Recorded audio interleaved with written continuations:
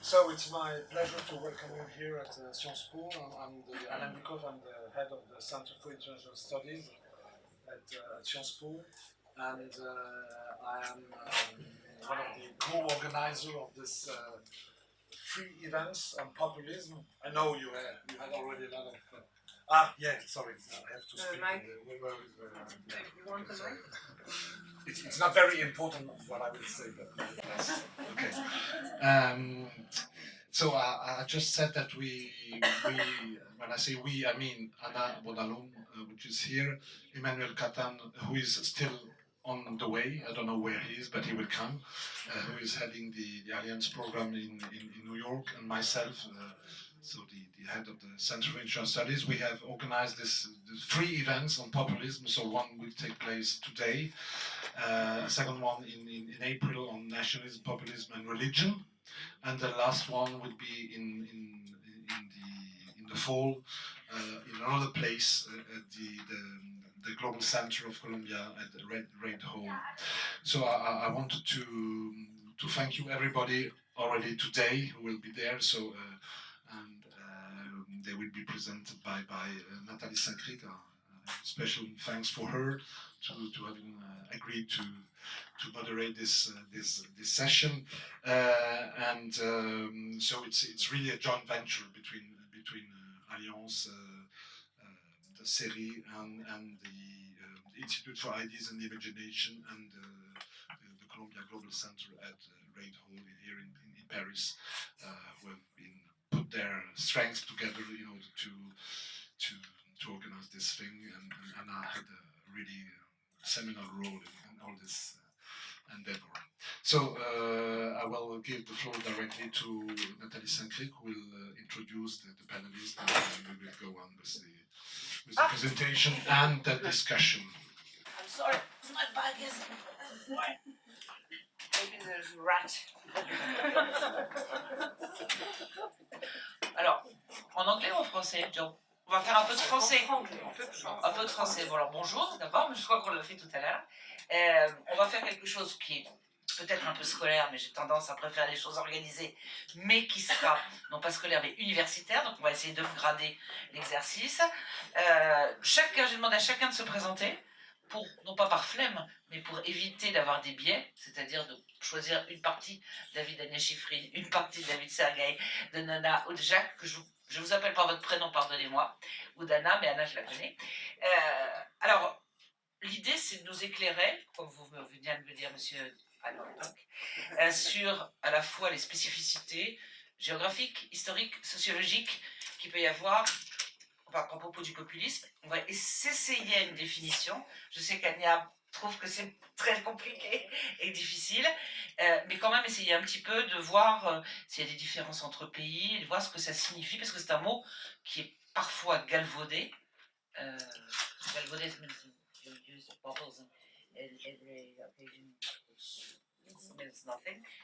donc je vais vous présenter. Alors j'avais eu l'idée de présenter les femmes d'abord, mais je me dis que c'est totalement ringard et que je vais être taxée en termes de sexisme de gender. Donc on va faire par ordre.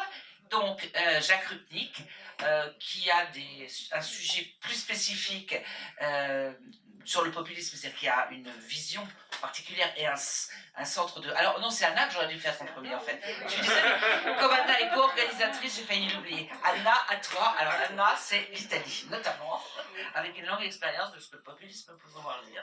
Oui. Donc bonjour à tous et merci d'être venus à écouter ce débat. On va se passer le micro. On va crier fort. Il y en a deux.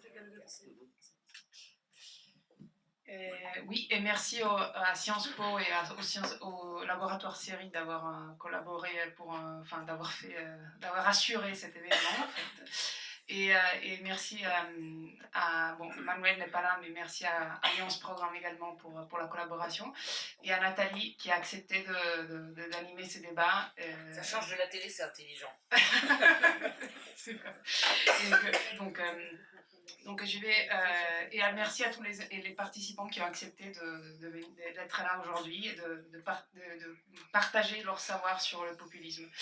Donc, moi, j'ai un parcours double, c'est-à-dire que d'un côté, j'ai fait des études de philosophie, donc j'ai un doctorat en philosophie de l'École normale supérieure de Paris, qui était sur des questions de philosophie théorétique et éthique, et en particulier sur les liens entre le pragmatisme américain de Charles Peirce et la philosophie herméneutique de Nietzsche. Et après cette expérience avec la philosophie théorétique, je me suis lancée plutôt sur des sujets politiques. En tant que journaliste, j'ai couvert notamment le populisme en Italie. Et pour le comprendre, ces concepts philosophiques m'ont été très utiles en fait, parce que pour comprendre le concept de vérité, d'interprétation, de communauté, de croyances, de communication d'une idée politique. Voilà, donc pour comprendre ce phénomène, j'ai fait appel à des concepts philosophiques. Et j'ai aussi mené, pour compléter cette connaissance, j'ai mené un travail de terrain, et notamment en Italie, au moment de l'émergence du parti de la Ligue, guidé par Matteo Salvini, qui a été pendant un moment, l'homme a été considéré comme l'homme qui a fait trembler l'Europe, parce qu'en tant que ministre de l'Intérieur, il a mené des politiques migratoires particulièrement agressives qui étaient en contraste avec les principes de l'Union européenne et du droit international. Donc, disons que cette figure du populisme n'est que l'avant-dernière avant celle de Giorgia Meloni, qui est aujourd'hui au pouvoir, avec une formation à un gouvernement d'extrême droite, et qui est un autre cas, une autre figure du populisme italien, qui est intéressante à étudier, parce que l'Italie, depuis une trentaine d'années, est considérée comme un laboratoire pour du populisme international. Et notamment, pourquoi l'Italie est intéressante? Parce que il suffit de prendre le cas, par exemple, de Matteo Renzi en 2000. Enfin, je parle plus en général du laboratoire qui est l'Italie, donc en tant que laboratoire politique. En Italie, en 2014, nous avons eu Matteo Renzi en tant que président du Conseil à seulement 39 ans. Et en France, tout de suite après, il y a eu l'élection d'Emmanuel Macron, une élection surprise qui personne n'attendait. Et donc, vous voyez, il y a comme une sorte en fait, il y a une sorte d'anticipation de ce qui se passe en France et dans le monde, en Italie. Et il suffit de prendre l'exemple de l'ancien ancien Premier ministre italien Silvio Berlusconi, qui a été un entrepreneur, qui a été la première figure d'entrepreneur qui a pris le pouvoir en Europe et qui a anticipé l'arrivée de Donald Trump aux États-Unis. Le mouvement 5 étoiles, un autre mouvement populiste fondé par le comédien Beppe Grillo, a introduit, quant à lui, une pratique politique novatrice à travers la dissolution de l'idée traditionnelle de parti. Et il a introduit l'idée de mouvement, justement. Un mouvement qui était né contre la caste, c'est-à-dire contre la classe politique corrompue italienne. Donc,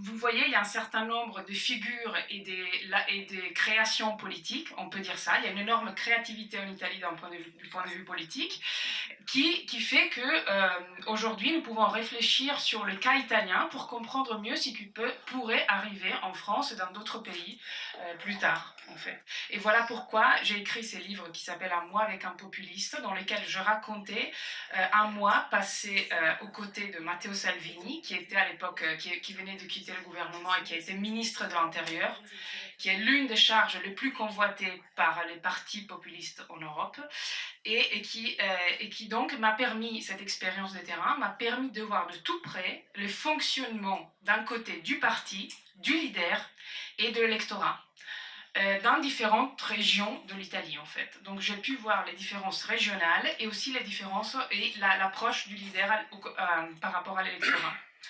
Donc voilà, celle-ci était mon expérience et je pense qu'on ira en parler plus tard peut-être. Je vais passer la parole à Jacques. Merci. Je crois qu'on doit être bref là dans la première partie. Je crois que bon, je vais pas m'étendre sur mon parcours, j'ai commencé par comme à la fois historien, l'étude d'histoire, et de sciences politiques, les deux. Et on a le droit de combiner les deux. Je sais que c'est audacieux de dire ça dans cet endroit où on croit qu'il y a la science politique et que c'est une vraie science. Et donc, je revendique l'interdisciplinarité qui était inhérente au domaine que j'étudiais, qui était le domaine est-européen avant 89. J'ai même un diplôme dans une discipline qui n'existe plus, qui s'appelle Soviet Studies.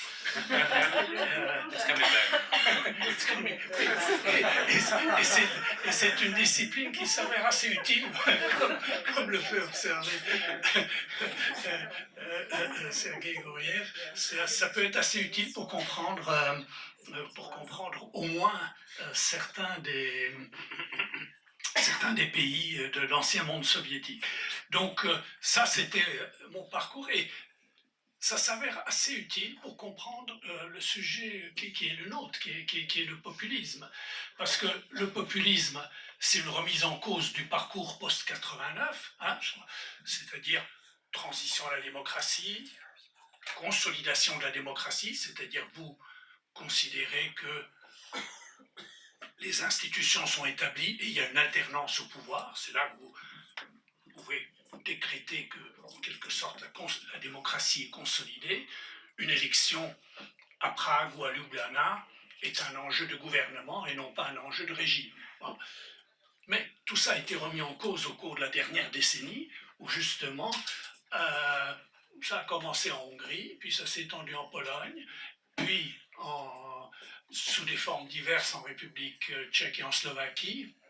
J'en parlerai peut-être tout à l'heure. Il y a des variations sur le thème populiste, mais ce qui est intéressant pour notre sujet, c'est dans quelle mesure le populisme se combine avec d'autres idéologies, avec en particulier le nationalisme, et dans quelle mesure il peut aussi affecter une conception du pouvoir qu'on a appelé démocratie illibérale, c'est-à-dire qui remet en cause les principes libéraux de la séparation des pouvoirs, mais qui peut aussi dériver vers des régimes, disons, semi-autoritaires. Et donc toute la question est de savoir que sont ces régimes centre-est européens, je pense surtout à la Hongrie et à la Pologne, ça s'applique moins à d'autres. Ça pourrait s'appliquer à la Serbie de Vučić, par exemple. C'est un régime qui se réclame d'ailleurs du modèle hongrois. Donc, voilà, ça serait ça la question. Comment définir ces régimes? Comment s'opère ce glissement de la démocratie libérale et l'intégration européenne vers une remise en cause de ce qu'on considérait comme acquis? On pensait que l'entrée dans l'Union européenne, c'était la fin de l'histoire. Ça rendait la transition démocratique irréversible. Et non, là, on a aujourd'hui des partis national-populistes au pouvoir et au sein de l'Union européenne. Et donc, qui remettent en question la démocratie libérale et qui ont un discours radicalement souverainiste. Donc là, on a un vrai problème. Je ne vais peut-être pas m'étendre plus longuement, mais voilà en gros ce dont je parlerai peut-être dans un moment. On viendra là-dessus, vous inquiétez pas. C'est comme ça, chacun va être dans son secteur, un peu dans son couloir, même s'il y a des... ça s'entremêle. Nana. Bonjour. Moi, je viens de la science politique, mais matinée de sociologie politique, de psychologie politique, d'économie politique, bon, dans une perspective interdisciplinaire. Et en fait, ça fait très très longtemps que je travaille sur le populisme, puisque à l'époque où je terminais ma thèse, je travaillais sur les petits commerçants, et ils étaient vus comme le prototype de l'électeur de Jean-Marie Le Pen et du FN. À l'époque, on ne disait pas populiste, on disait fasciste, nazi, extrême droite, droite radicale. Il y a un énorme débat, il y avait une guerre des mots, et puis progressivement le terme de droite populiste radicale s'est imposé. Donc il faut qualifier le terme de populiste qui en soi ne veut pas dire grand chose. Donc si on prend Casse-Mou de ses définitions, on fait Flores, et donc la droite radicale populiste c'est un détail, populiste c'est anti-élite, il y a tellement de partis anti-élite. mais ça veut dire aussi qu'ils sont nationalistes, xénophobes et autoritaires. Bon, alors là, le Front National était parfaitement dans cette logique, donc je fais du populisme, enfin, j'étudie le populisme depuis très longtemps sans le savoir.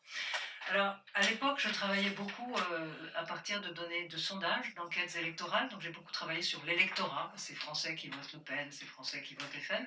Mais j'ai aussi travaillé dans une perspective européenne avec Bert Klandermans, qui est un psychologue. Et on a travaillé sur les activistes, les militants d'extrême droite dans 5 pays européens, parce qu'il n'y a pas que les électeurs. Et puis, j'ai travaillé aussi sur les mobilisations extrême droite, anti-FN, Ras le Front, Manifeste, enfin, tout un tas d'autres choses de ce genre. Et plus récemment, je travaille sur de nouveau la dynamique électorale du Front National, Rassemblement National et de ces autres droites à travers l'Europe, en insistant sur 2 facteurs. Un qui est la précarité économique, qui vient brouiller un peu les frontières de classe. Et du temps de François Hollande, plus on était socialement précaire et plus on votait pour Hollande en 2012. En 2017, plus on est précaire et plus on vote pour Marine Le Pen, quand on vote, parce que le premier impact de la précarité, c'est l'abstention. Et puis, et on reviendra sans doute là-dessus, je travaille beaucoup sur le genre, parce que travaillant sur le vote pour Jean-Marie Le Pen, à l'époque, il y avait 7 points d'écart entre le soutien des électrices et des électeurs. On verra ensuite pourquoi. Et Marine Le Pen est arrivée, et sa stratégie a fait qu'elle a réussi à conquérir le vote féminin depuis 2012, ça fait la 3e élection présidentielle consécutive, où, une fois contrôlée par toutes les autres variables, il n'y a aucun impact du genre. Dernier point peut-être, l'idéologie. Je suis aussi membre de la Commission nationale consultative des droits de l'homme, et avec une équipe de chercheurs, tous les ans depuis 1990, on a les données d'un sondage sur le racisme, l'antisémitisme, la xénophobie, l'islamophobie. Et ça, c'est intéressant parce que ceux qui sont les plus racistes, antisémites, islamophobes et xénophobes, ce sont les électeurs et les électrices du Rassemblement national. Thank you. For a change, I will speak English. This is probably a legitimate conference to speak English. I am Sergei Guriev. I'm a professor of economics and provost at Sciences Po. I've been working on various aspects of populism for several years.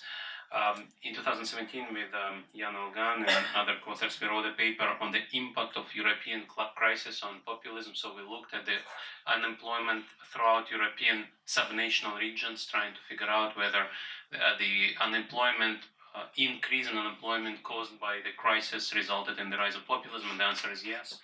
The vote for populism was caused by the rise in unemployment due to the crisis. We saw how people lost trust in national and European political institutions. Interestingly, people didn't lose trust in each other, in institutions like police or church or institutions of global governance. So people attributed the blame for the crisis in Europe to European and national political players. On the other dimension of populism, we also wrote a paper on the relationship between new technology and populism. So what we did with Ekaterina Zhuravskaya and Nikita Melnikov in a recent paper, we collected data on the rise of mobile broadband internet, which is 3G and 4G and 5G mobile technology. That is something that people there are many young people in the audience. People don't remember how we lived without 3G, but before 2007, 3G almost didn't exist. In 2007, only 4% of global population had access to 3G. Now the coverage, especially in Europe, is 100%. And we saw how, again, arrival of 3G and 4G resulted in declining confidence in government around the world. And now in Europe, where we have very good voting data at subnational level, we also looked at the relationship between the arrival of mobile broadband internet and therefore social media and the vote for populism.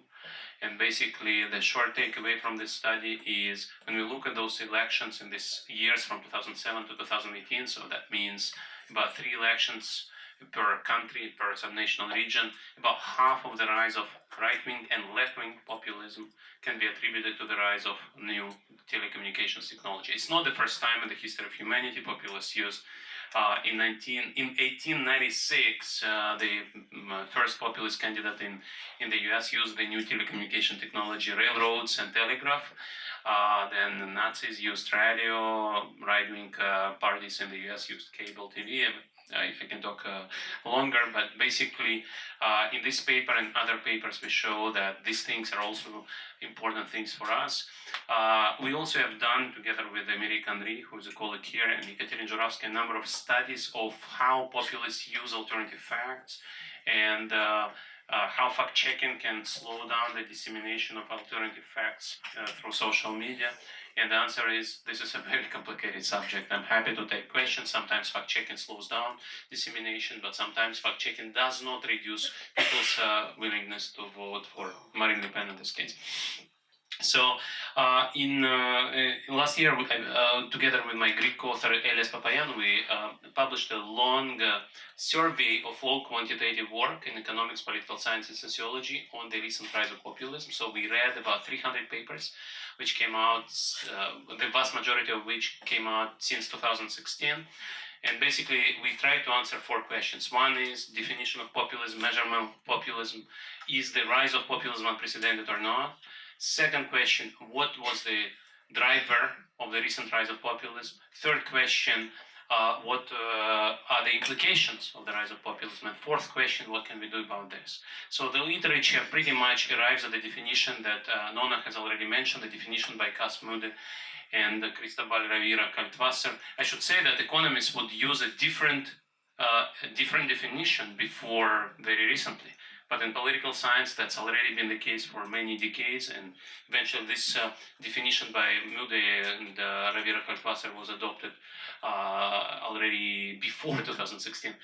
And basically, this definition is, and I have a Greek author, so he said before starting the paper, we need to cite Socrates, and Socrates said before you have wisdom, you need to arrive at definition of terms. So we started with a definition, and the definition is that populists are people who have a view of the world where the society is divided into corrupt elites and moral pure public.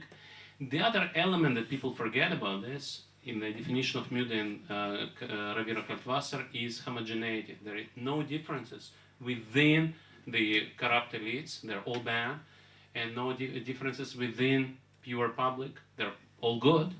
And so we don't need checks and balances, we don't need representative democracy. One person can actually represent all the moral people because all the moral people are the same. And then we measure vote share, we measure how many populists are in government. So the literature pretty much tells us that 21st century has seen unprecedented rise in populism. In particular, populism and government.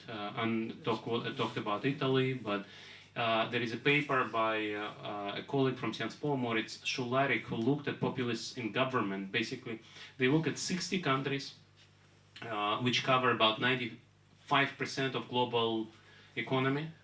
And so in these 60 countries, in 2018, about a quarter, 16 countries, had some populists in government.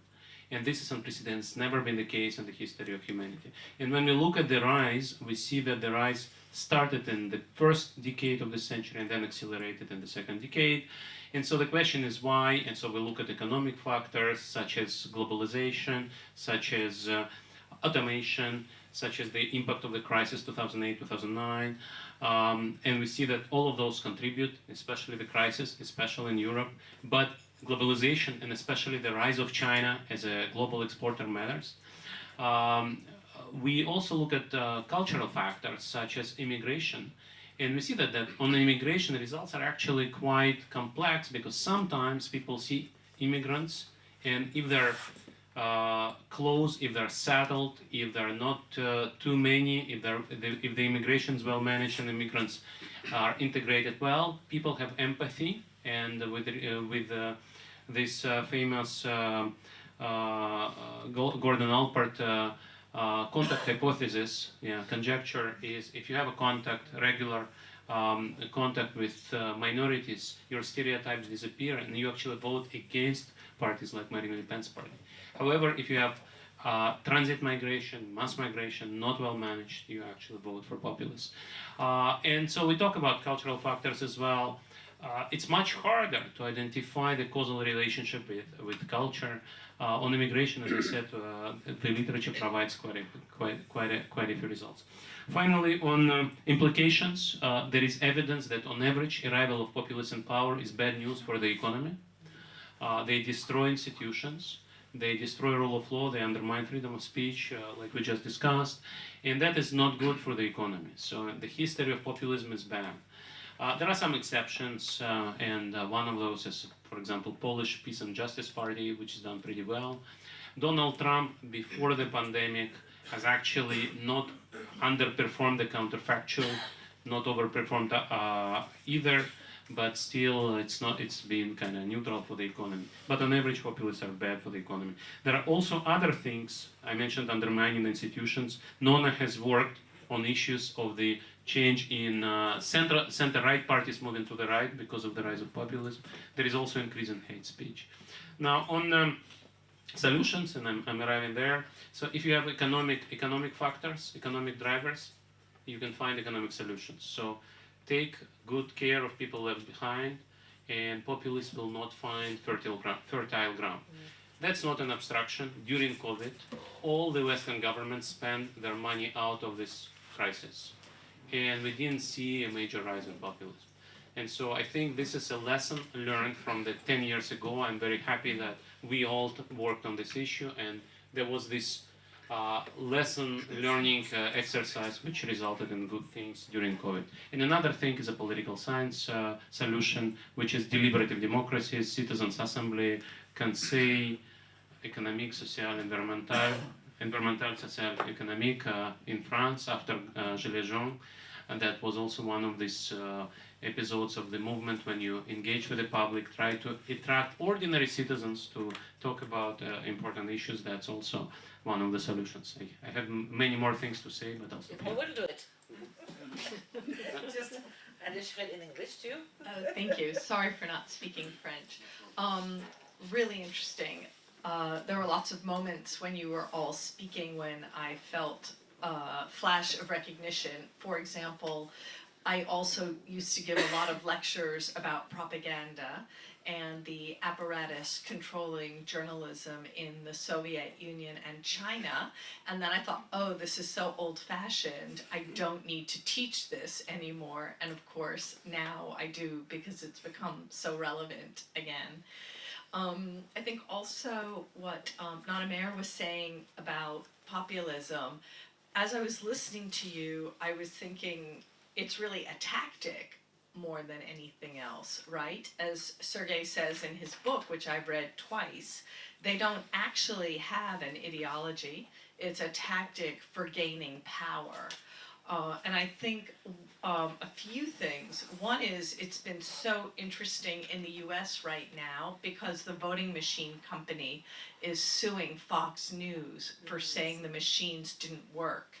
And the voting company, Dominion, has been doing a lot of PR. Like, I even went to a conference where the director had dinner with all of us, disinformation researchers, to explain how the machines work, how reliable they are, how we can trust them, how none of those accusations could be true. And of course, now we see the emails from Tucker Carlson that all of those Fox journalists knew perfectly well that the election was fine, and they were just completely lying to everybody. So I thought that was very consistent with your point of not having an ideology, really. It's just a naked power grab and lying to people to retain that power. So in the US, after 2016, all of us losers, the nice liberals, tried to understand what happened. The side that won didn't have to understand because they won. So we all went through all of this, reading and analysis. Was it the white working class? Was it racism? Was it fear of immigration? Was it that the Republican Party is dying and so they have to exploit all of those things to get votes? But the realization, I think, in America has been that, like with you, this problem is not going away. And in a way, giving lots of money to the red states, as Sergei talks about, is basically trying to buy them off so they won't come and shoot us because they have all the weapons.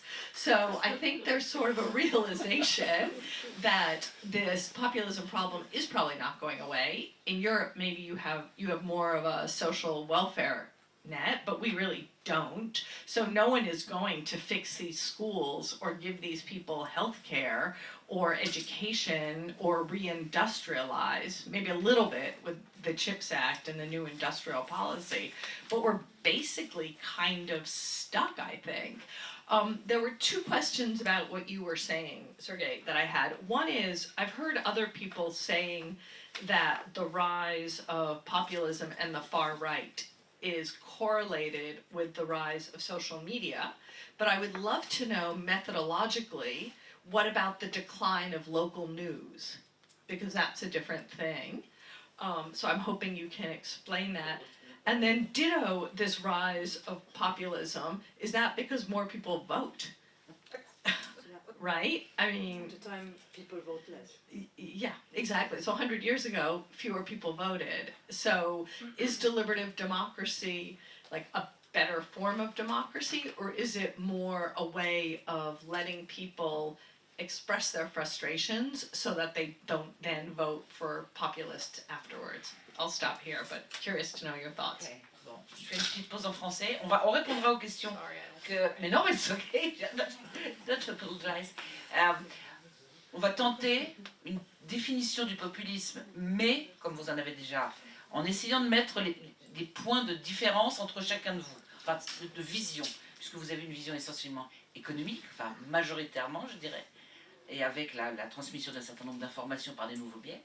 Je voulais revenir avec Jacques Rupnik. Vous laissez entendre qu'il y a quelque chose presque d'irrationnel.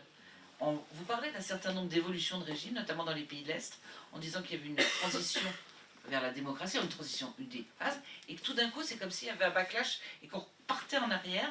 Est-ce que pour vous, quelles sont les raisons qui expliquent cela? Est-ce que c'est une forme de nationalisme qu'on a voulu mettre sous le boisseau? Et quelles sont les raisons profondes? Est-ce qu'il y a la nostalgie ou le souvenir ancien d'un certain nombre de régimes dits autoritaires, avec une nostalgie de ça, ou comment vous l'analysez? Parce qu'il y a une vision plus occidentale de ce côté-là de la table, et vous peut-être un peu différente. Oui. Alors, je vous passe celui-là, moi je passerai celui à Nana Maillard après. Yes, in the case of the countries of East Central Europe, I mean, Anna said Italy is a laboratory. Well, you know, I'd like to believe that Orban's Hungary is a kind of laboratory because it was then imitated in Poland and so on. So we all have our laboratories, but Italy certainly is very inspiring, dare I say, from this point of view. But my take would be to answer the question, would not be to say that the economic factors do not play a part. Yes, they do. But if you're trying to explain it in Poland, let's say, rise of populism in Poland, you look at the gross figures, you don't find any major, you know, even the impact of the 2008-2010 crisis. Poland was the only country which did not have a recession. So, and you can always say, but of course, but the growth is unevenly distributed, and all that is true, and there is a huge regional disparities, so I take all that on board. I would nevertheless say, add to that, one hypothesis need not preclude others.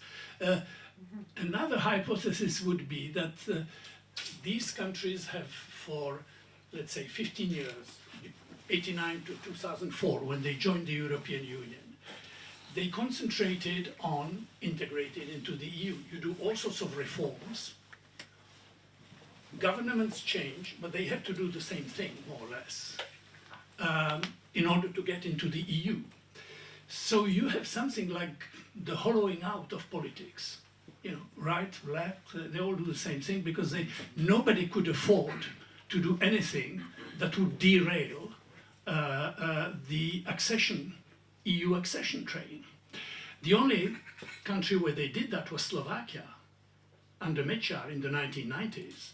And what that provoked, a reaction when they were not on the list of the countries that were admitted as candidates, it created suddenly a shock really in the society, and suddenly a coalition formed going from left-wing former communists all the way to very conservative Catholics with one idea: we must not miss this train, and you adopt this very broad anti-Mečiar coalition. He still won the election, but the pro-European coalition was there.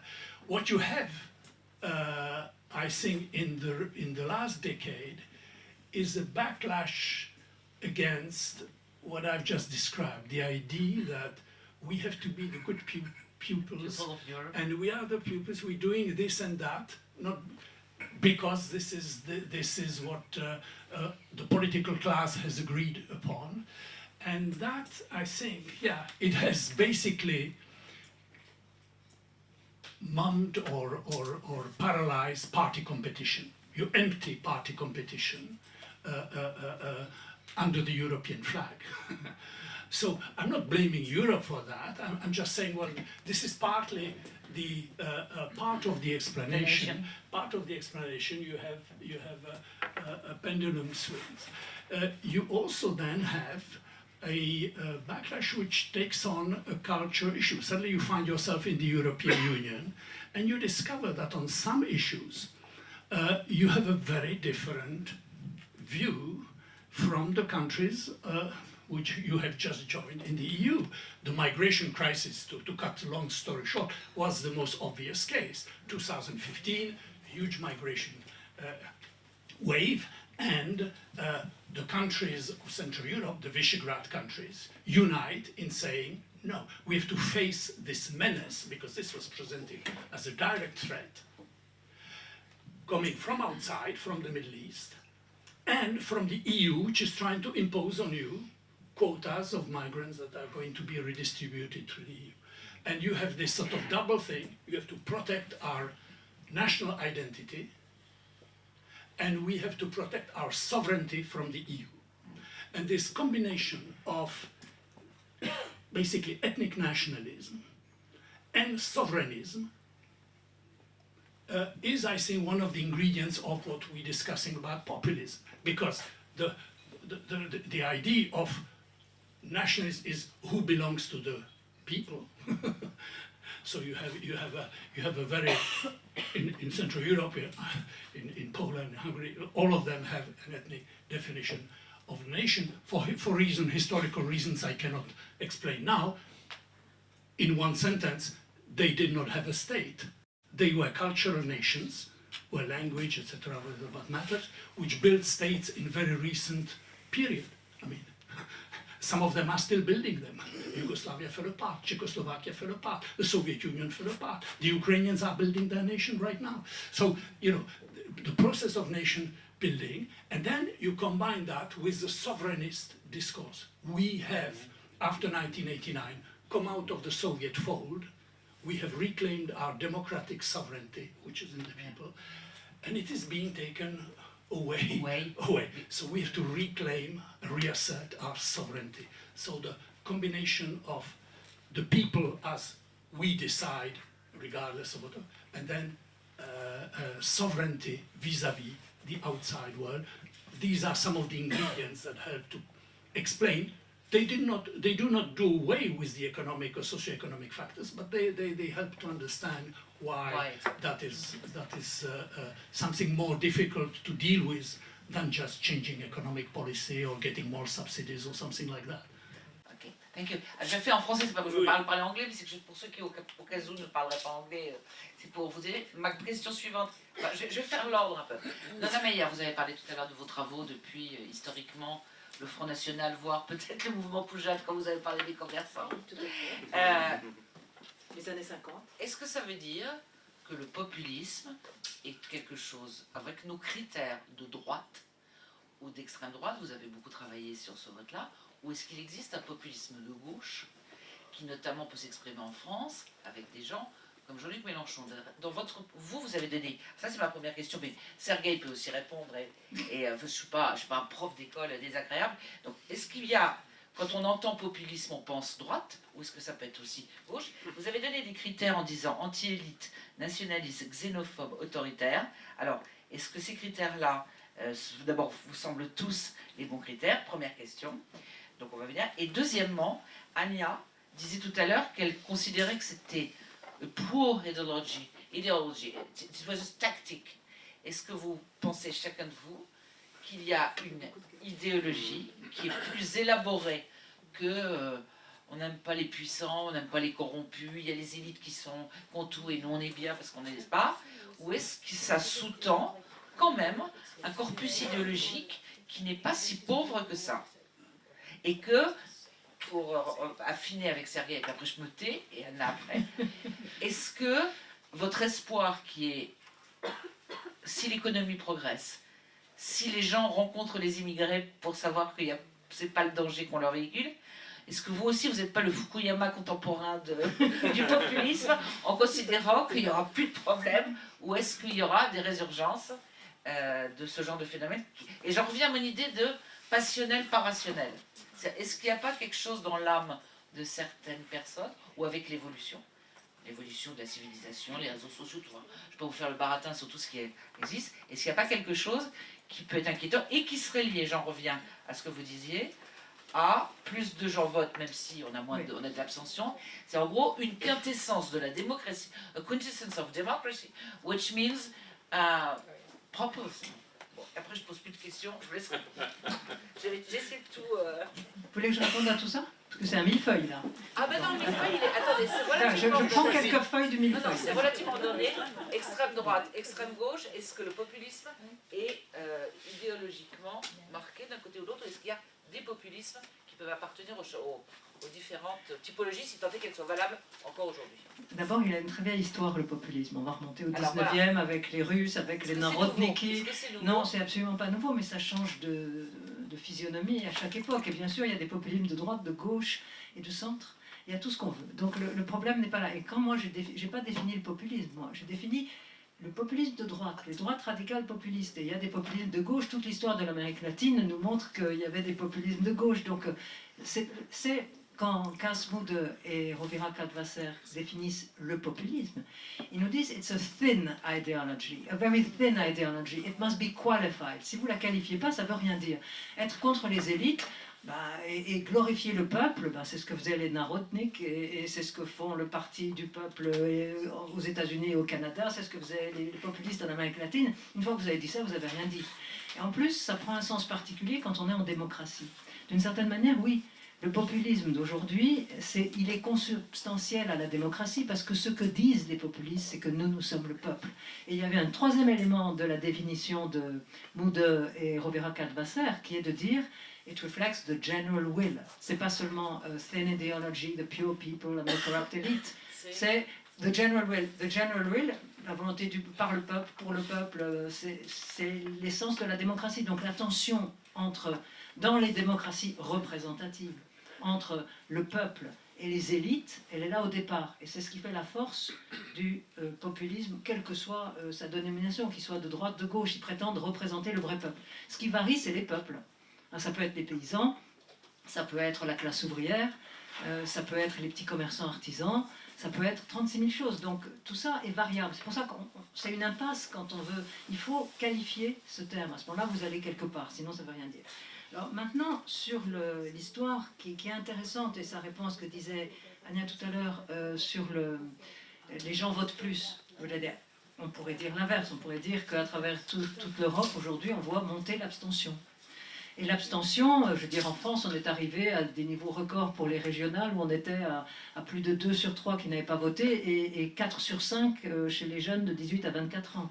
Mais ce qui fait la force des populistes, c'est que eux, leur force relative, c'est qu'ils mobilisent, quand ils gagnent, c'est parce qu'ils arrivent à mobiliser plus.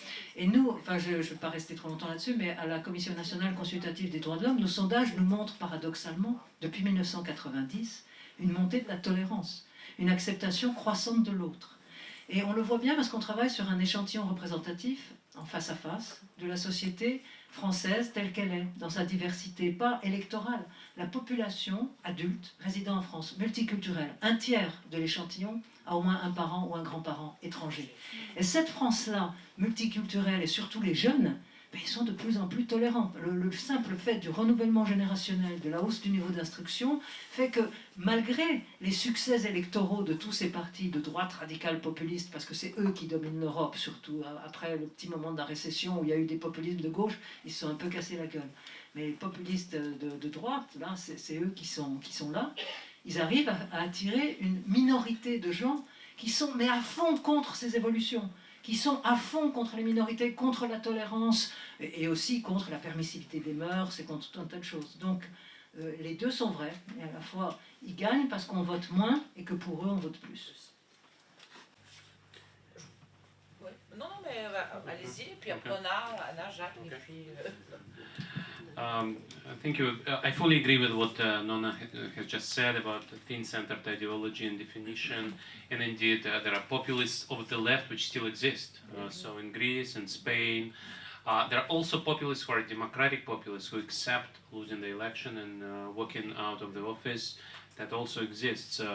So populists are very heterogeneous, and indeed, in the 20th century, we had so many macroeconomic left responsible populists in Latin America that economists thought that the majority of populists are like this. And so the definition of populism in economics until very recently was, these are people who don't respect laws of economics and run budget deficits and end up in macroeconomic crisis. On the Fukuyama end of populism and optimistic view, I am not very optimistic for the following reason.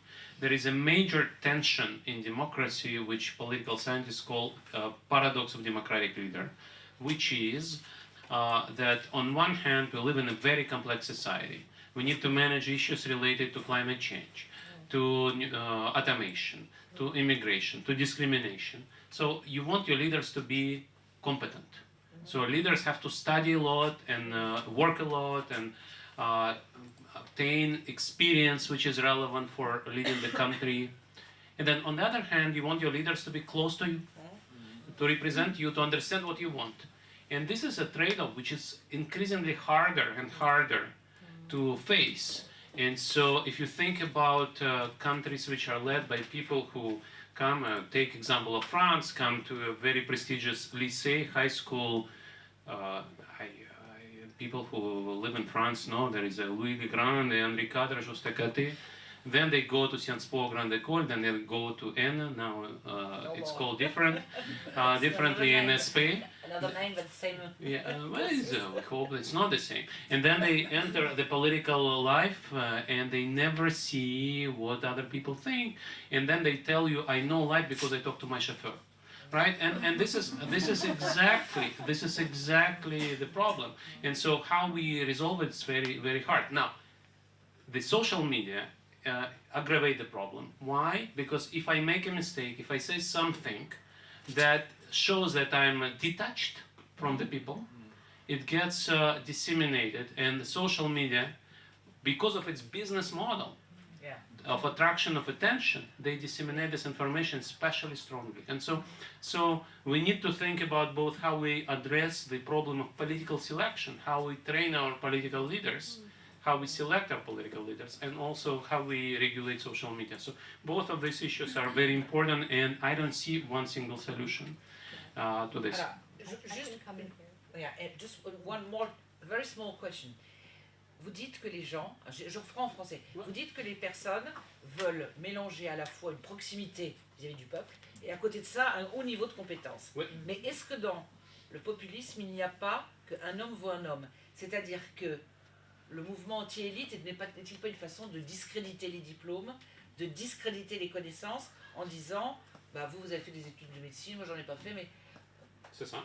Oui, mais alors comment on... Est-ce qu'il y a encore ce respect du savoir, de la hiérarchie, de la compétence, ou c'est aussi un des traits du populisme de finalement considérer que tout le monde se vaut et que mon avis est aussi compétent, même si j'ai fait des études ou pas d'études, que mon voisin. Juste, c'est quelqu'un, peut-être c'est une question idiote, mais si ça vous dit quelque chose... C'est exactement ça. That's exactly what I said. This is exactly the problem. And I have a lot of years of education, and I still believe that one person, one vote. Right? Yeah, it's democracy. That's the democracy, right? And I think we need to maintain democracy because I also lived lived in a country where democracy doesn't exist, it's really dangerous and sometimes too dangerous. Now, I'm talking about a country, Russia, which designated me as a foreign agent, so whenever I talk about Russian politics, I have to tell you that it's coming from a foreign agent. Otherwise, I face 5 years in prison. So this message is coming from a foreign agent, so the Russian government knows that I'm not going to. So we understand. No, so you are warned. But this is exactly what you said. If we live in democracy, we need to think how we address this challenge. One person, one vote. On the other hand, we want to deliver welfare and solve our great challenges of our times, and we need competences and proximity. Jacques et après Anna, ou Anna, qui ne va pas parler. Oui, donc par rapport à la question de la proximité justement des leaders populistes et des citoyens et des électeurs éventuels, moi je trouve que c'est l'une des caractéristiques justement du populisme, en tout cas du populisme que j'ai pu étudier, c'est-à-dire le populisme disons d'extrême droite de Matteo Salvini et de Giorgia Meloni. C'est-à-dire que donc il y a d'un côté le fait de se représenter dans un rapport direct et désintermédié avec les citoyens, et puis l'usage qui est très important, l'usage d'un langage familier et informel dans la communication politique.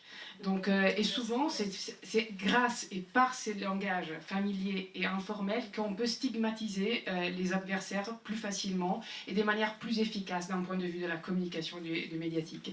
Et c'est ce que j'ai pu remarquer. Et un autre aspect important que j'ai vérifié dans mon travail de terrain, c'est que dans la conception populiste de certains populistes, et notamment dans le cas de Matteo Salvini et de Donald Trump, la politique est considérée comme une fête, c'est-à-dire comme une célébration, comme un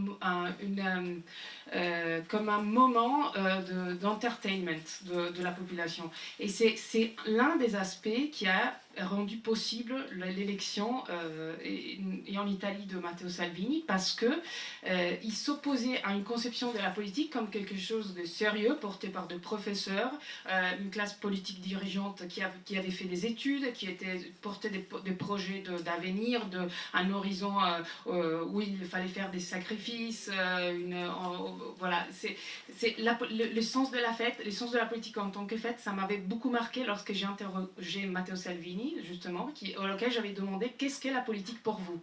Et il m'avait dit « La politique, c'est une fête ». Et donc ça a été très clair, et ça fait résonner beaucoup de scènes, d'images, de propagande, enfin de campagne de Donald Trump. Ça m'a fait penser à beaucoup d'images de ça.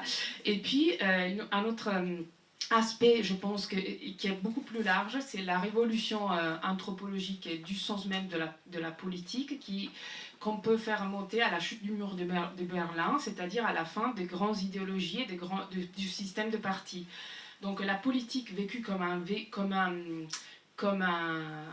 une forme d'identification, une forme identitaire, comme une expression identitaire, donc de son identité, décline et laisse la place à un projet politique beaucoup plus ample qui s'adresse à aux hommes, aux individus et à leurs besoins biologiques. C'est-à-dire qu'au centre, en fait, ce qui devient l'objectif de l'homme politique n'est plus celui de promettre un horizon, une utopie, donc un ailleurs, une vie éternelle en fait, un espace où la vie peut être meilleure. Donc cet espace symbolique et métaphysique qui était constitué par le fait de faire de la politique et de promettre et faire de promesses politiques. Donc cet aspect donc plus ample, plus disons qui faisait appel à la communauté politique, commence à s'effondrer après la chute de grands partis, du système de partis et des idéologies après la chute du mur de Berlin. Et qu'est-ce qui reste ? Il reste l'individu et ses besoins personnels, c'est-à-dire ses désirs. Ses désirs particuliers. Donc qu'est-ce qu'il fait le populiste ? Il fait appel aux désirs de l'individu. moi, je veux acheter un SUV, donc une grosse voiture. Je veux avoir ma véranda, je veux aller mieux. Je veux gagner plus. En fait, il y a plus l'idée que pour atteindre une utopie politique, il faut faire des sacrifices collectifs. Par exemple, prenons les cas de l'écologie. Par exemple, l'écologie, c'est-à-dire que c'est un objectif qui nous semble lointain, c'est-à-dire réduire les émissions CO2, arriver à atteindre la neutralité carbone. Qu'est-ce qu'il faut faire collectivement pour atteindre ces objectifs? Faire des sacrifices individuels. Mais clairement, ce n'est pas, ces genres de discours n'est pas porté par un discours populiste, en fait, parce que ça ne rentre pas dans la politique. La politique populiste répond à des besoins ponctuels, à des désirs de l'individu, et qui n'est pas prêt à penser en termes d'horizon à venir, et on n'a pas une vision symbolique et métaphysique de l'avenir. Alors, Nonal, j'ai entendu dire, je suis pas d'accord, donc on va lui donner la parole après Jacques. Et on fera Non, je voudrais juste nuancer un peu, parce qu'il me semble au contraire que quand je prends un parti comme le Rassemblement national, mais tous ces partis de droite radicale populiste, ils promettent justement un avenir. Ils disent « Make America Great Again », français d'abord. Ils promettent un monde entre français, où on aura refermé les frontières, où on aura fermé les portes et fenêtres, où on sera entre nous. Et c'est une utopie rétrograde peut-être, mais c'est quand même, ils vendent du rêve. Et ils disent qu'ils peuvent le faire par la politique à un moment où les autres partis, justement, se retrouvent confrontés, surtout ceux qui sont au pouvoir, se retrouvent confrontés aux difficultés techniques, aux organisations internationales, aux réglementations européennes. Donc, quand ils sont en dehors de tout ça, il n'y a pas de problème. Donc je nuancerai un petit peu. Ils proposent quand même du rêve. Et sinon, l'autre chose sur ce qui a été dit, j'en profite, sur le simplisme, la dimension anti-intellectuelle des populismes. Mais c'est quelque chose qu'on trouve dans beaucoup de mouvements politiques, je veux dire, qui a été décrit, c'est la notion de simplisme. Et je veux dire, à l'époque de Poujade, c'était exactement ça, il était anti-intellectuel à mort. Et la blague qui circulait dans les milieux poujadistes, c'était contre les polytechniciens, des vrais crétins, parce qu'ils font une expérience, le polytechnicien, il dit à la puce saute, elle saute, il lui coupe les pattes, elle saute plus. Conclusion du polytechnicien, quand on coupe les pattes à une puce, elle devient sourde. Donc c'était le point de départ, était de dire que les crétins qui nous gouvernent. Donc l'anti-intellectualisme, c'est quelque chose de beaucoup plus large que le populisme. Jacques. Oui, il y a ce côté-là, l'idéologie, c'est la politique de la nostalgie, voilà, de retour en arrière, Make America Great Again, on va refermer, on va redevenir ce que l'on était, donc, mais c'est quand même différent de ce qu'était l'après 89, où il y avait un élan vers quelque chose, mais ça s'est épuisé, parce qu'on voulait construire la démocratie, hein, on l'a construite, mais elle est fatiguée, elle est épuisée, elle est en crise. On voulait faire une économie de marché, on a fait l'économie de marché, on a intégré l'Union européenne, puis est arrivé 2008 et la crise économique et l'économie, le mondialisé est en crise. Et on voulait aller vers l'Europe. Ah, l'Europe.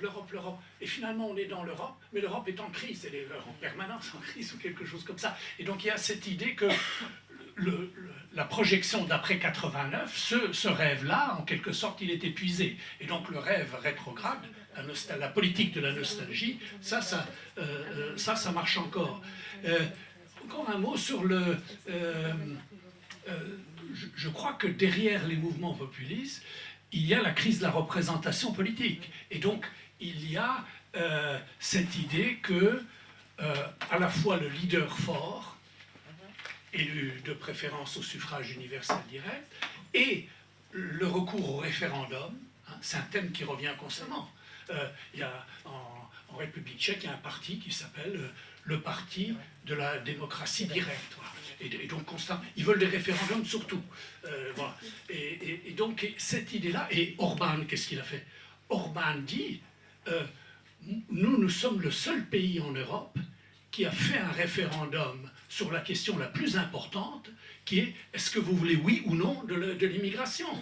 Aucun pays d'Europe n'a organisé un référendum sur la question de l'immigration. soi-disant, ils ont peur du résultat. Et donc lui, il a eu 98% de réponses, simplement il n'y a pas eu le quorum. Il n'a pas fait les 50%, donc le référendum est resté. Mais ça, c'est sa rhétorique. Je suis le seul à avoir demandé l'avis du peuple. Donc le leader fort et le recours au peuple. Le leader fort, d'ailleurs, c'est intéressant comment il est. Ce qui se ressemble, s'assemble. Maybe I should switch to English. No? I don't know, because we are supposed to do it in French. I don't know if everybody speaks English, so I don't know. mix. There is an election poster that Bibi Netanyahu used in the recent election, where he had on the poster, there's Bibi, and then there is Trump, Bolsonaro, Orban, and Putin. Putin. This is a picture, you know, and the underneath what is written. This is the first league. This is a Champions League. These are the guys who know how to do it, you know. So there's this strong leaders. They recognize each other as a kind of club of the strong leaders, and direct democracy. One more point is, okay, these are general propositions about populism. There are great varieties of populism, of course. And if I simply take the area I know best, that is Central Europe, okay, you have the Polish-Hungarian model, you know. In Poland, they wanted to do Budapest in Warsaw, so they took the Hungarian model, etc. You undermine rule of law, you go after independent media, you go after all independent institutions, okay, the central bank, Cour des comptes, what have you, any independent institution, ombudsman, etc. Any independent institution you go after, because it's politically neutral. I mean, populism is a form of we want to reclaim politics for all spheres. Nothing should escape. So this is a Polish model. In the Czech case, you had different kind of populism under Mr. Babiš, who has just lost his election. I would call it entrepreneurial populism. So you have a successful entrepreneur. He's one of the richest men in the country. He buys some media, so he becomes a media entrepreneur. He has a few newspapers, a TV, etc. And then he steps into politics and becomes a political entrepreneur. So you have it's kind of Berlusconi model, or Trump model if you want. And his party is called Ano, which means yes. But it doesn't say yes to what? Yeah. Because it's yes to him. And that sort of sums it up. You want a definition of populism. So that's one definition of populism. Yes. Who says it? Me, the leader. Okay, vote for me. In Slovakia, you have yet another variety. In the present government, you have a coalition of parties. One is called ordinary people. Ordinary people. I mean, you want a definition of populism? Ordinary people. And you know who they allied with? Another party which is called We Are a Family. Smerodina. We are a family. So ordinary people and we are a family get together. This is degree 0 of politics, okay? So on one hand, you repoliticize it. On the other, it's degree 0 of politics. And these people are not doing anything that threatens the institutions. They're not attacking rule of law or anything. So I'm just saying this because in some cases, Orban Kaczynski, you have a direct attack against what we call liberal democracy, separation of power, etc. Because we have got the majority in the election. You know, it's general will, somebody said, volonté générale against the separation of power according to Montesquieu. So it's Rousseau versus Montesquieu, if you want. This is one way of putting it. In the Czech cases, trust me, because I believe, and this is what he says, a state should be run like a company. The parliament is just a talk shop, and he uses a very rude word for that. Talk shop is quite polite. Talk shop, he uses a much worse.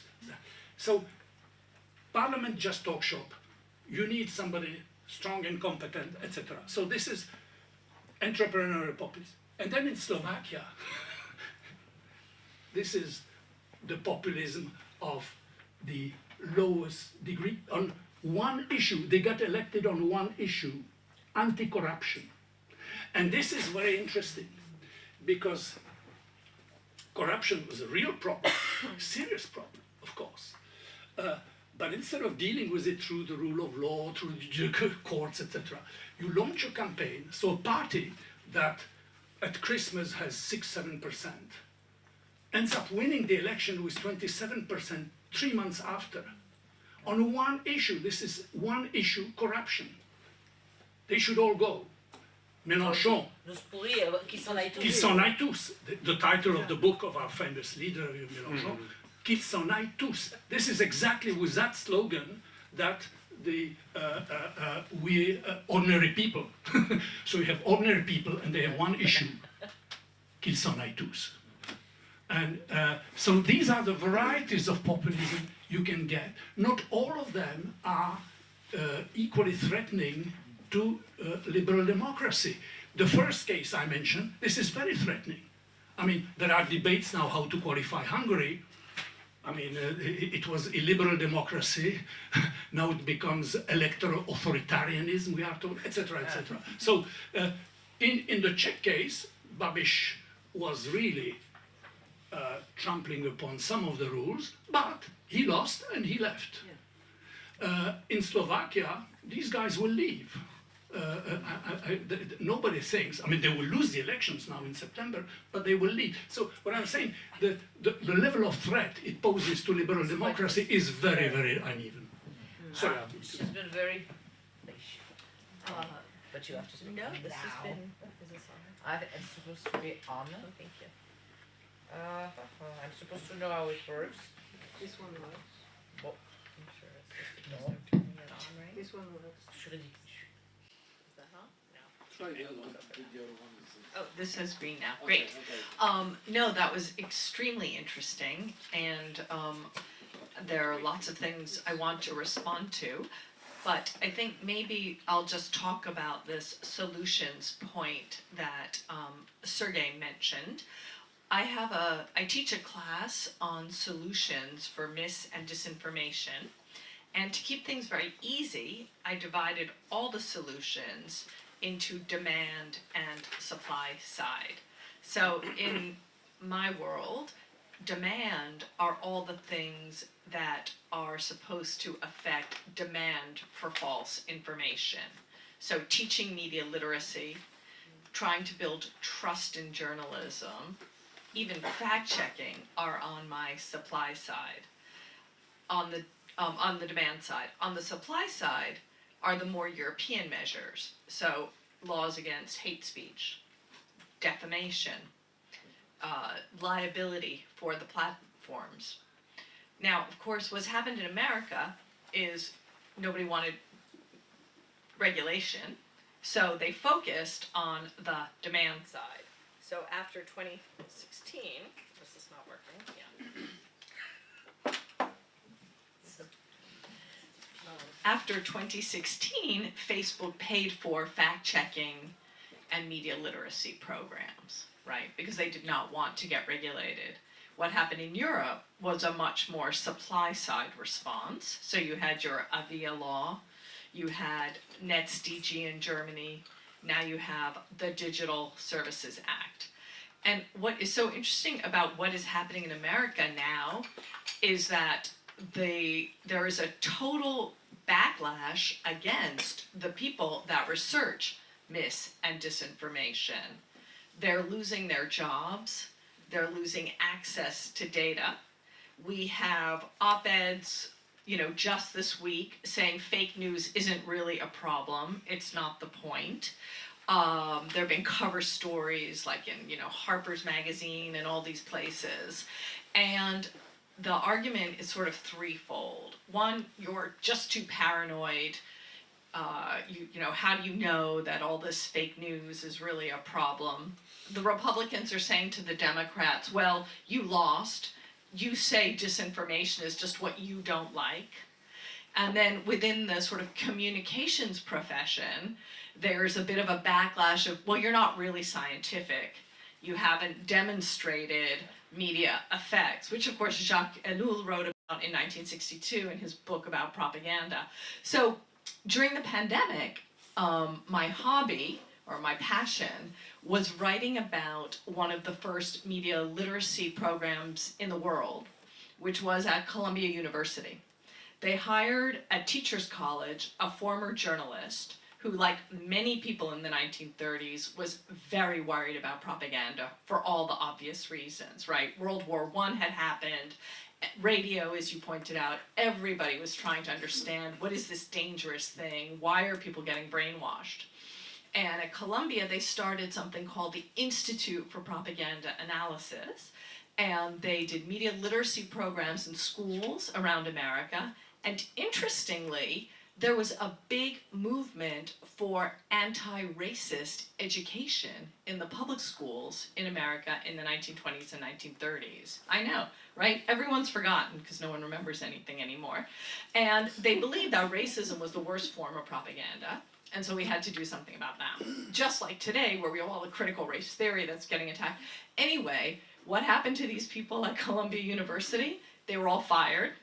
And they were all investigated by the precursor to the McCarthy Commission, and then they were told by Lazarsfeld and everybody, you're not scientific, you're too paranoid, you think propaganda is so terrible, you don't understand media effects, and the profession became much more about sort of polling and communication studies. So I'm finding it fascinating that the backlash we're seeing now is so very similar to the backlash we saw in the late 1930s.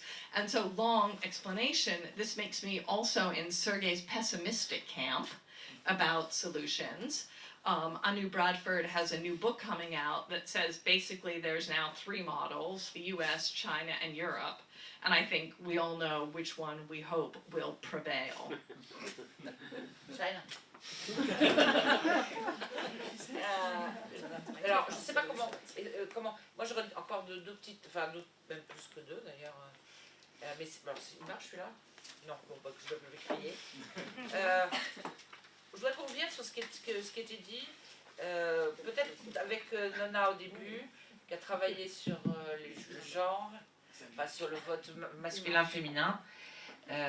Est-ce que, probablement c'est une question idiote ou un poncif ou quelque chose, le niveau culturel a-t-il un lien avec ses choix? Alors vous allez sans doute me répondre que oui. Et est-ce que vous avez l'impression que dans ces pays-là, le niveau culturel, puisque vous parliez tout à l'heure des fake news, c'est-à-dire des gens qui ont envie de croire quelque chose parce que ça les arrange, le niveau scientifique n'est pas en progrès chez moi en tout cas, est-ce que vous pouvez fonder une forme d'espoir du fait que les gens, en comprenant, en apprenant, en visitant, en rencontrant, accèdent à une acceptation de la complexité du monde, des choses, qui ne déboucherait pas sur yes ou vive la famille, le mouvement, il n'y a qu'à faire ci. Alors, un peu réaction différente en fonction des gens, je sais que vous avez travaillé sur ce vote-là. Une question sur le niveau culturel. Et j'en ajoute une troisième. Alors, mais vous allez me dire que c'est un millefeuille. Mais en fait, il faut noter comme ça, je ne parlerai pas plusieurs fois. Comment les populistes résistent au pouvoir?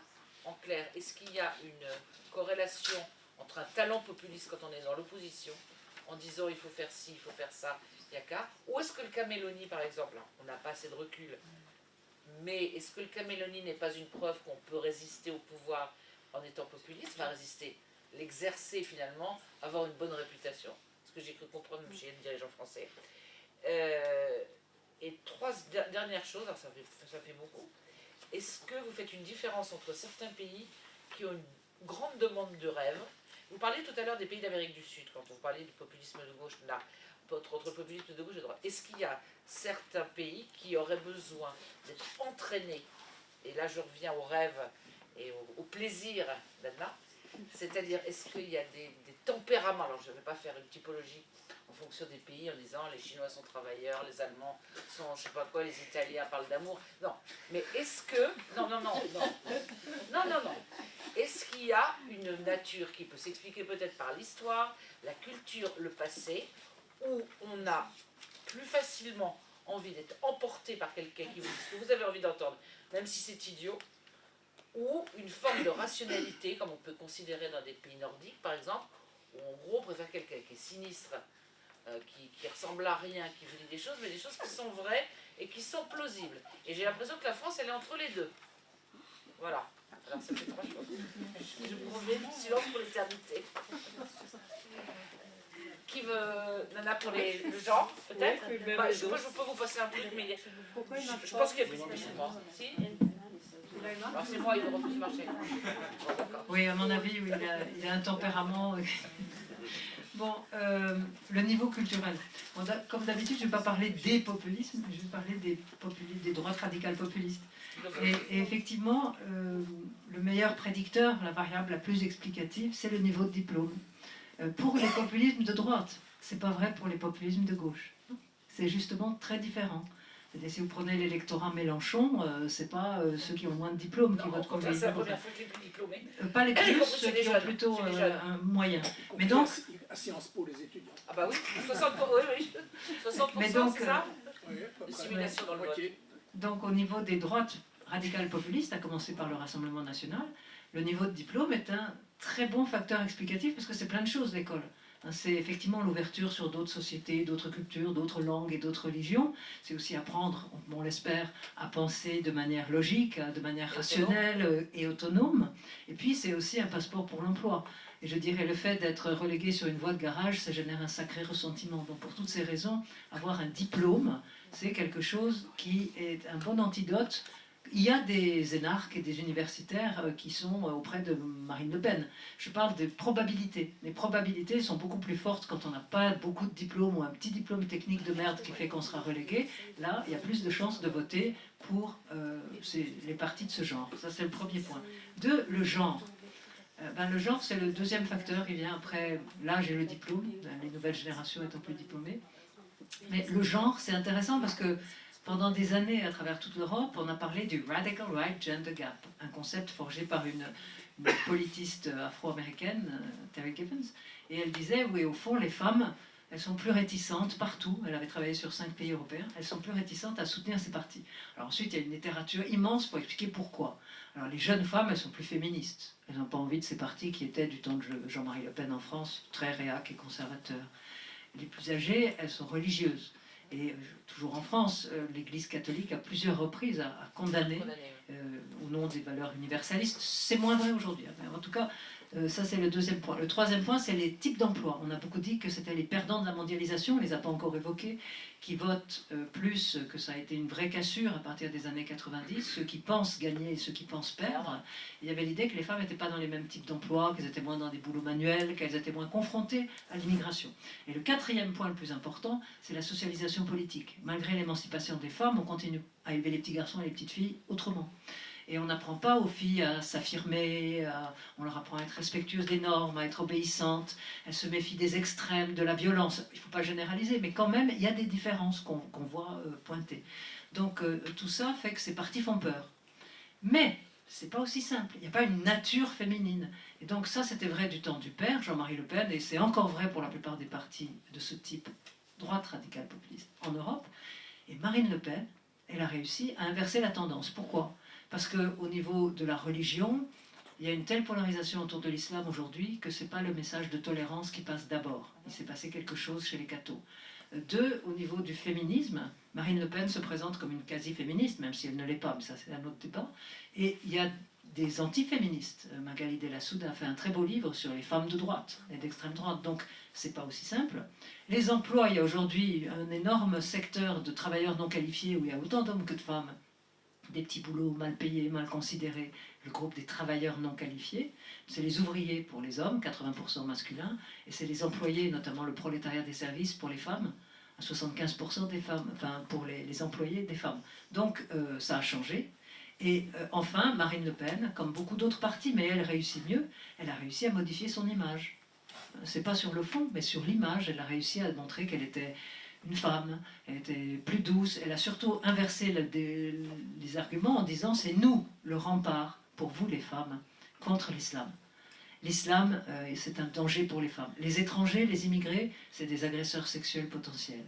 Donc, elle se présente comme quelqu'un qui défend les femmes, et pas seulement les femmes, les gays, les juifs, contre la menace de l'islam. Elle a très bien su faire ça, et du coup, elle n'est plus perçue comme un parti extrême et dangereux. Donc voilà comment il n'y a pas écrit sur le marbre que les femmes ne voteront jamais. Et ce qui est intéressant, c'est que les femmes qui votent, par exemple, Rassemblement National, elles ont exactement le même profil que les hommes. C'est pas que les femmes sont moins autoritaires, moins pour la peine de mort, moins contre l'immigration. Elles avaient exactement le même profil du temps de Jean-Marie Le Pen que les hommes. Mais elles ne franchissaient pas le pas. Elles votaient plutôt conservateurs. Maintenant, avec Marine Le Pen, elles ont franchi le pas. De toute façon, j'ai l'impression, pour avoir étudié les scrutins présidentiels, que la distinction entre hommes et femmes dans le vote est en train de s'estomper. C'est-à-dire qu'on ne peut plus dire qu'il y a un vote féminin. Il n'y a jamais eu de vote féminin. Il y a eu un très court moment où en France, il y a eu un survote Mitterrand, socialiste, et ça a duré très peu de temps. Alors que dans le reste de l'Europe, il y a souvent ça, là c'est faux. Et enfin, juste pour répondre, parce que je n'y résiste pas sur les... Vous avez parlé des rêves de pays. Vous savez, aujourd'hui, les partis dits populistes, les partis de droite radicale populiste, vous en avez aux Philippines, en Australie, en Inde, au Pakistan, en Israël, dans tous les pays. Vous ne pouvez pas aller faire une physionomie des pays là. Et vos pays scandinaves, eh bien c'est là que ça avait commencé même avant. Hein. En Norvège, au Danemark, c'est là que les partis du peuple se sont développés à partir, dès les années 70 et mettant l'immigration au cœur de leur programme à partir des années 80. Donc je me garderais bien de faire une typologie des tempéraments nationaux. C'est pas une typologie. Je vais peut-être rebondir sur ça, sur les votes. Donc, comme on a le cas d'une femme d'extrême droite populiste, néo-nationale populiste qui est arrivée au pouvoir en Italie, on a vérifié qu'elle n'a pas convaincu tout à fait les femmes. Donc elle n'a pas réussi à convaincre les femmes et elle a réalisé un peu le rêve de l'extrême droite, c'est-à-dire qu'elle a été votée, elle était le premier parti auprès de la classe ouvrière et chez les bourgeois, auprès des cadres. Donc en fait elle a rassemblé, elle a réussi vraiment à rassembler, tout en considérant le taux d'abstention qui a été de 37%, l'un de record depuis la naissance de la République italienne, mais effectivement elle a réussi à rassembler. Par rapport à la question du fait d'être au pouvoir et être accepté en tant que populiste donc le cas de Meloni est assez intéressant parce que effectivement la presse étrangère a commenté les premiers 100 jours de Giorgia Meloni d'une manière assez positive en disant qu'elle est plutôt pragmatique et qu'elle a, respecté le cadre les demandes de la part de l'Union européenne par rapport au fait de remplir réaliser un certain nombre de réformes et évidemment elle a confirmé les aides pour l'Ukraine, en fait, les tranches d'aide pour l'Ukraine. Mais alors évidemment elle est obligée de faire ça parce que l'Italie a un besoin essentiel des aides européennes en ce moment pour pouvoir continuer de survivre, de vivre en fait. Mais il faut remarquer une chose très importante qui se passe en France comme en Italie en ce moment, et c'est un climat culturel qui est en train de s'instaurer et qui est un climat caractérisé par une certaine forme de conception populiste de la société, c'est-à-dire l'instauration d'une violence à l'égard des institutions, une diffusion d'un climat d'une culture néo-raciste et une brutalisation de rapports interpersonnels. Donc il y a souvent les leaders populistes comme ça a été le cas l'année dernière, on a eu un certain nombre de violences à l'égard des élus en France. Entre janvier et mai, on a compté environ 800 attaques contre les élus français. On a eu à Brasilia, ça, on peut parler du climat qui est en train de s'instaurer, de violence à l'égard des institutions qui ne sont plus considérées comme légitimes. Donc à Brasilia, on a eu l'attaque au siège du gouvernement. En Italie, évidemment, le cas le plus spectaculaire a été celui en 2021, au mois de janvier, à Capitole Hill. Et puis suivi en Italie, 7 mois plus tard, en Italie, on a eu l'attaque à Rome du siège du syndicat, juste après que, de la part de certaines forces, en fait, de Forza Nuova, donc le parti d'extrême droite néofasciste, et de Novax. après l'adoption de la part du Matteo Draghi d'un certain nombre de mesures qui empêchaient les no-vax d'accéder au lieu de travail, en fait.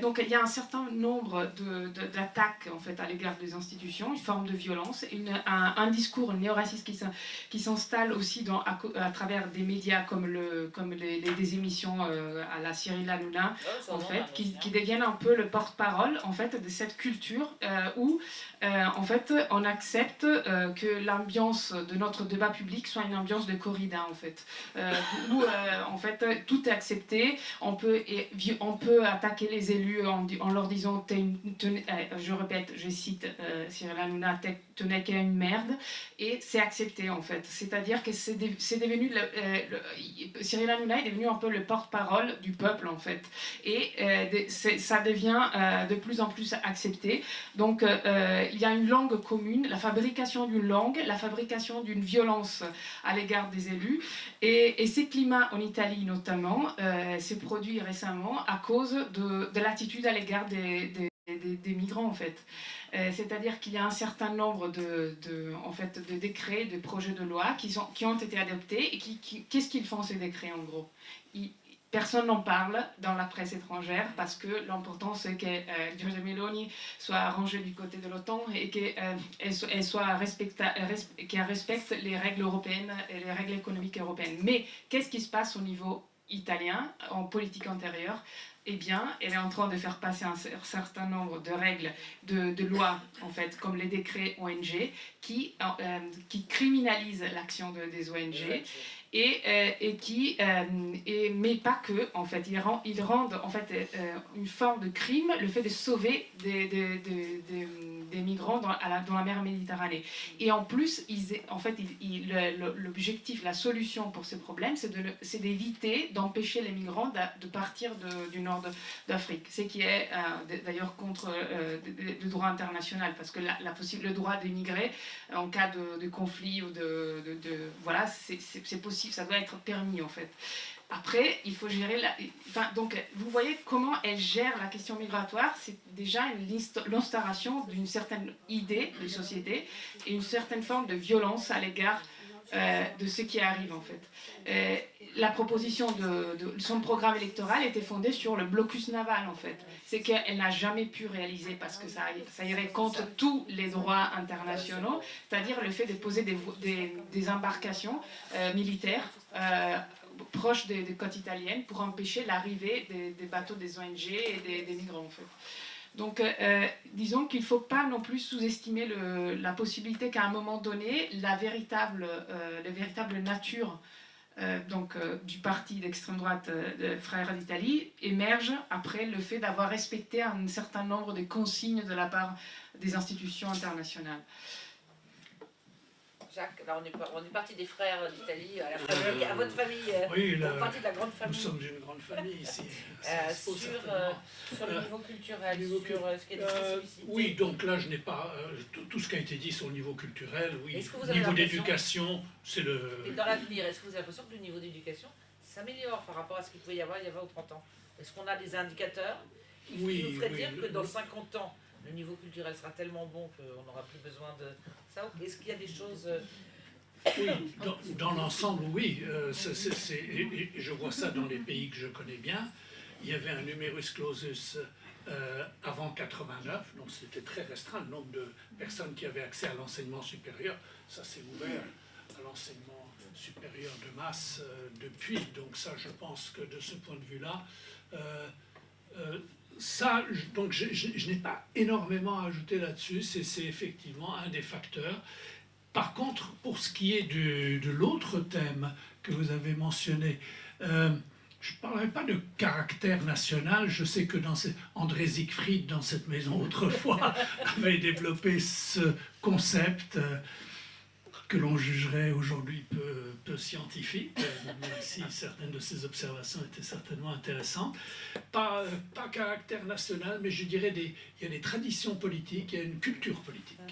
La notion de culture politique, c'est quelque chose d'important, et le système de valeurs, de représentation, etc. Donc il y a toute une série de notions qui se rattachent à la culture politique, et ça joue.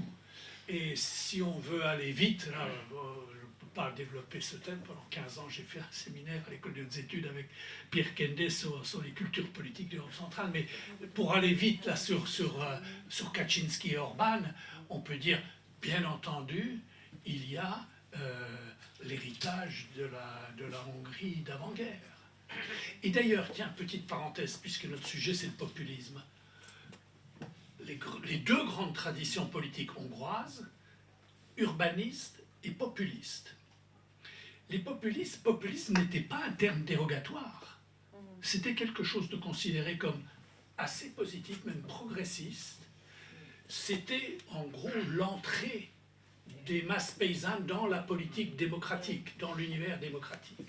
Et donc, en ce sens-là, il y a une tradition politique populiste qui n'était pas du tout ni fasciste, ni quoi que ce soit. Donc, évidemment, ensuite, il y avait le peuple, la nation, et ensuite, il y avait la version qui a récupéré ça. Mais c'est juste pour dire, voilà, il y a les traditions politiques, les urbanistes, c'était essentiellement les libéraux et les sociodémocrates, urbains, bourgeois et, disons, classe urbaine, ouvrière, et qui regardaient vers des modèles occidentaux, alors que les populistes voulaient préserver leur... Et donc là, on retrouve... voilà, ça c'est le genre de populisme qui peut être récupéré. Mais la chose qui est la plus récupérable par le régime aujourd'hui, presque spontanément, c'est l'héritage du régime Horthy, d'avant-guerre. Donc c'est un régime qui n'était pas qui n'était pas un régime fasciste, qui avait deux obsessions, anti-bolchevisme et irrédentisme. La Hongrie avait perdu son territoire.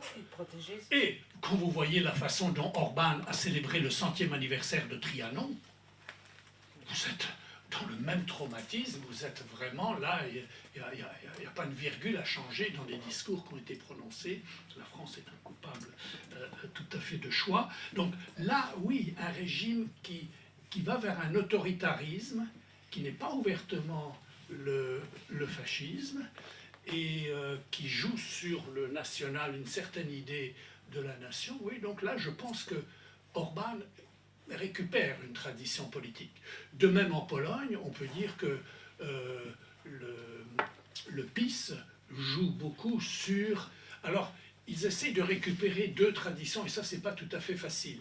Il y a la tradition nationaliste, de la démocratie nationale, qui voulait une Pologne petite et homogène, hein, alors que Pilsudski voulait la grande Pologne, avec l'Ukraine, avec la Biélorussie, avec...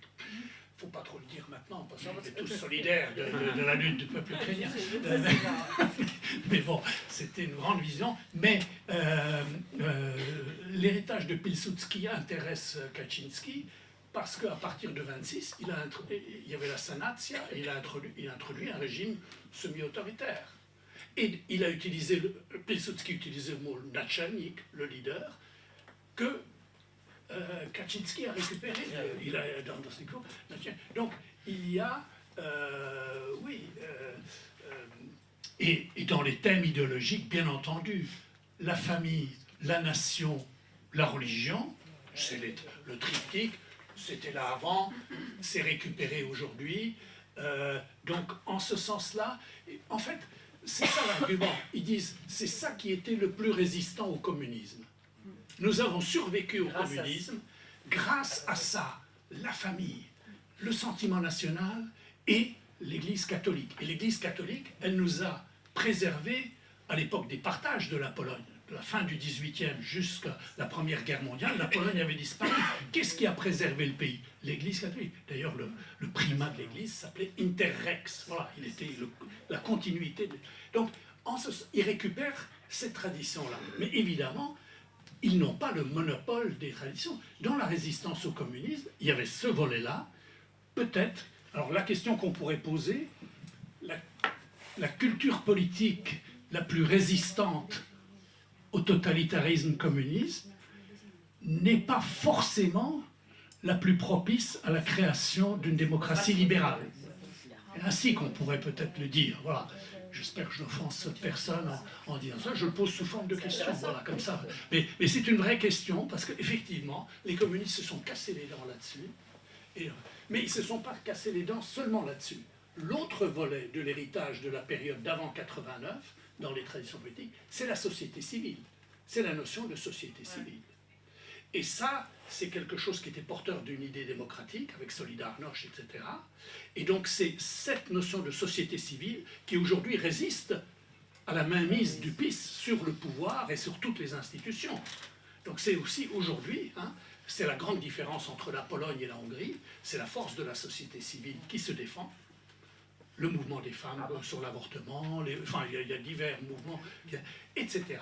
Donc il y a les deux héritages, hein, quand on voit la tradition, il n'y a pas une tradition, eux essayent de récupérer une tradition qui est la tradition nationale conservatrice catho, etc., qui les sert, mais il y a une autre tradition, qui est la tradition de la société civile, du combat démocratique, comme les Solidarność, et ça c'est une tradition qui aujourd'hui est dans l'opposition, est plus proche de l'opposition, soutient l'opposition, pas sûr que ça se traduise nécessairement par une victoire électorale.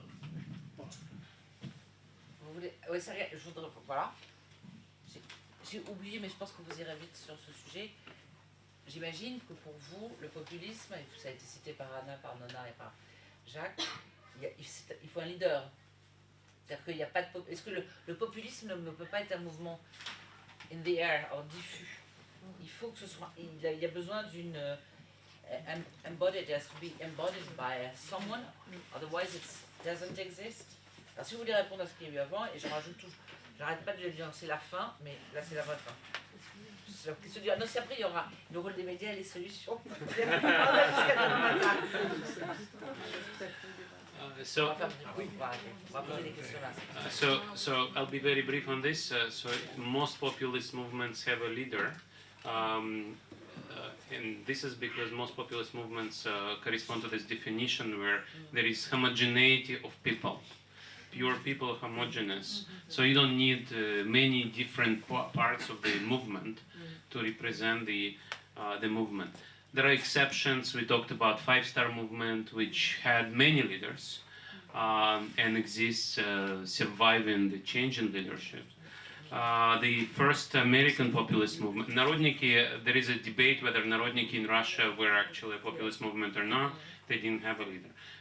The People's Party in the US, the first real populists in the US, have been very heterogeneous. They had a presidential candidate, William Jennings Bryan, who ran in presidential election as a populist candidate. Those of you who read children's literature know the Wizard of Oz. In Wizard of Oz, William Jennings Bryan represents the Cowardly Lion.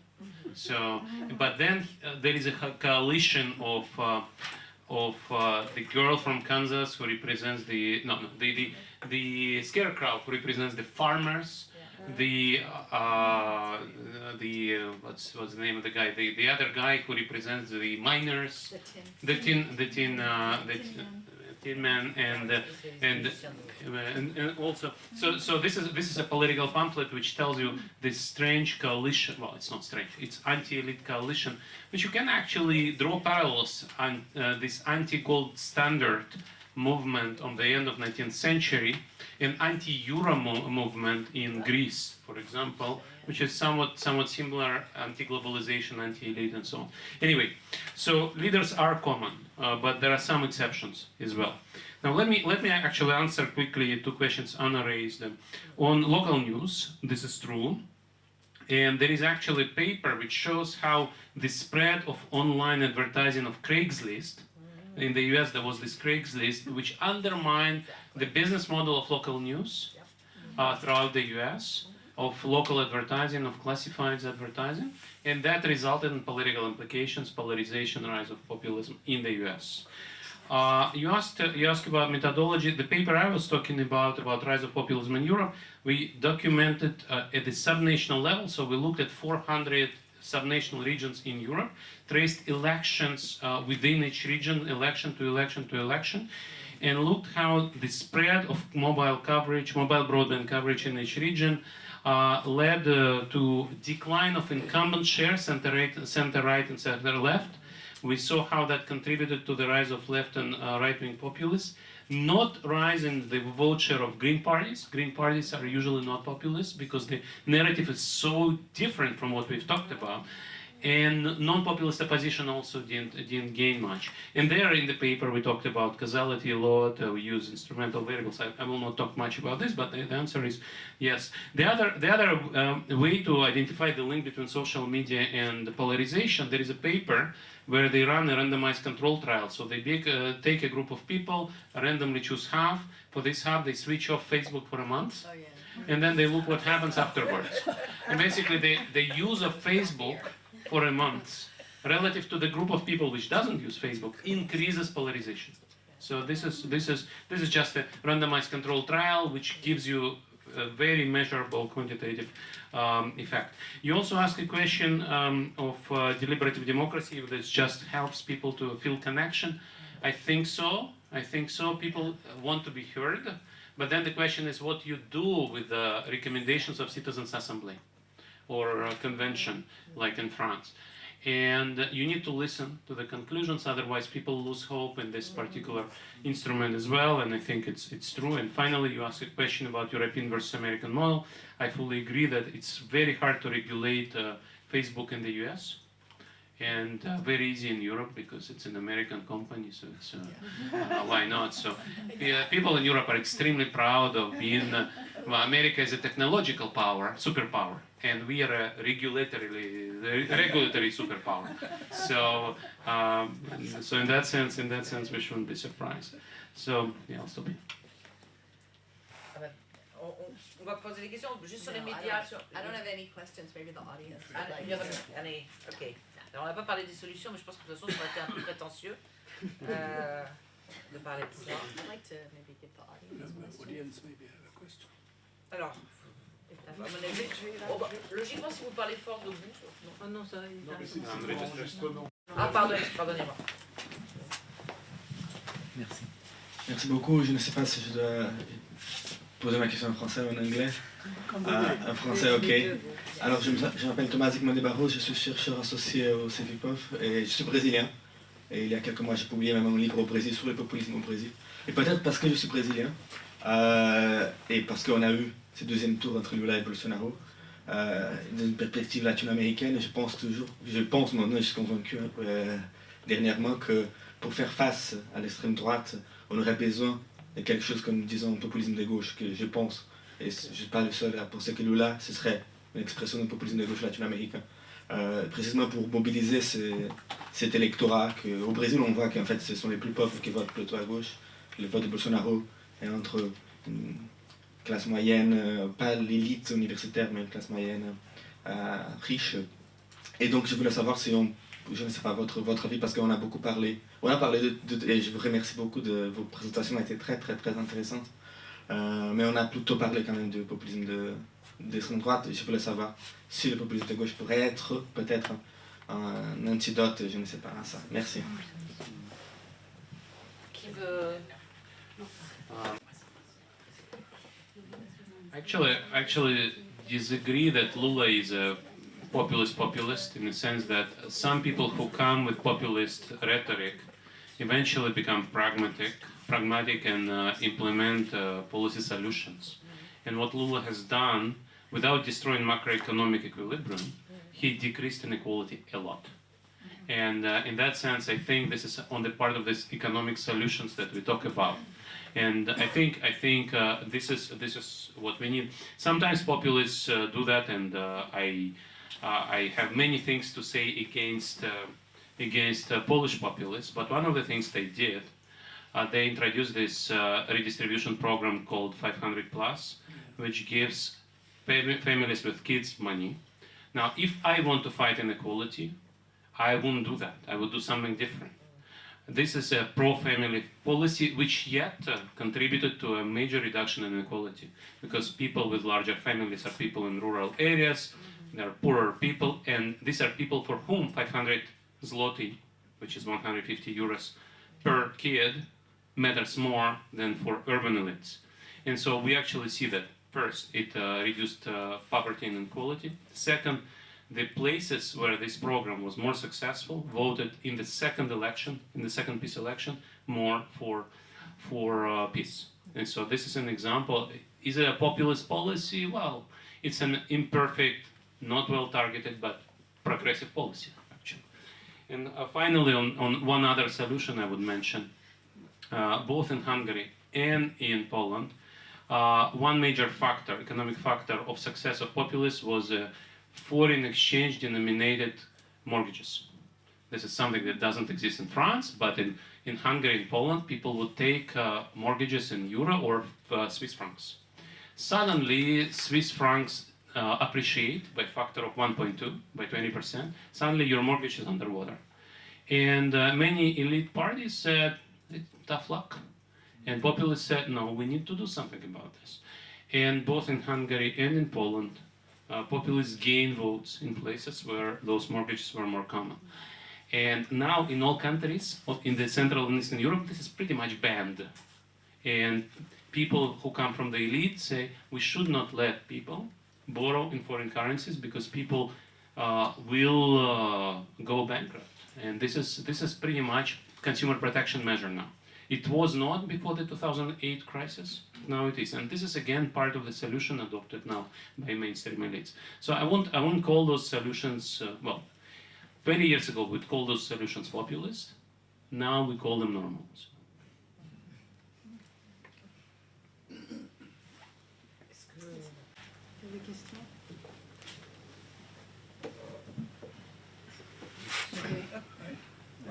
Alors, on va le jeter. Non, mais c'est pour juste. Pour le moment, ça vient. Vous allez voir si ça dure. Donc vous n'avez pas exactement eu le temps d'en parler à la fin du rôle des médias, mais vous avez dû l'évoquer au début pour la presse locale. En France, est-ce que vous pensez que l'impact du fait que les jeunes notamment sont plus du tout liés à la notion de la presse locale, et d'autant plus avec l'effet des réseaux sociaux, est-ce que vous pensez que ça participe à une montée du populisme et peut-être même à un décrochage de la vie politique qui fait que en fait, les prochaines générations à arriver en tant qu'électeurs vont simplement s'identifier à des figures politiques nationales et vraiment pas à un ancrage local? Merci, et c'était très intéressant, merci beaucoup.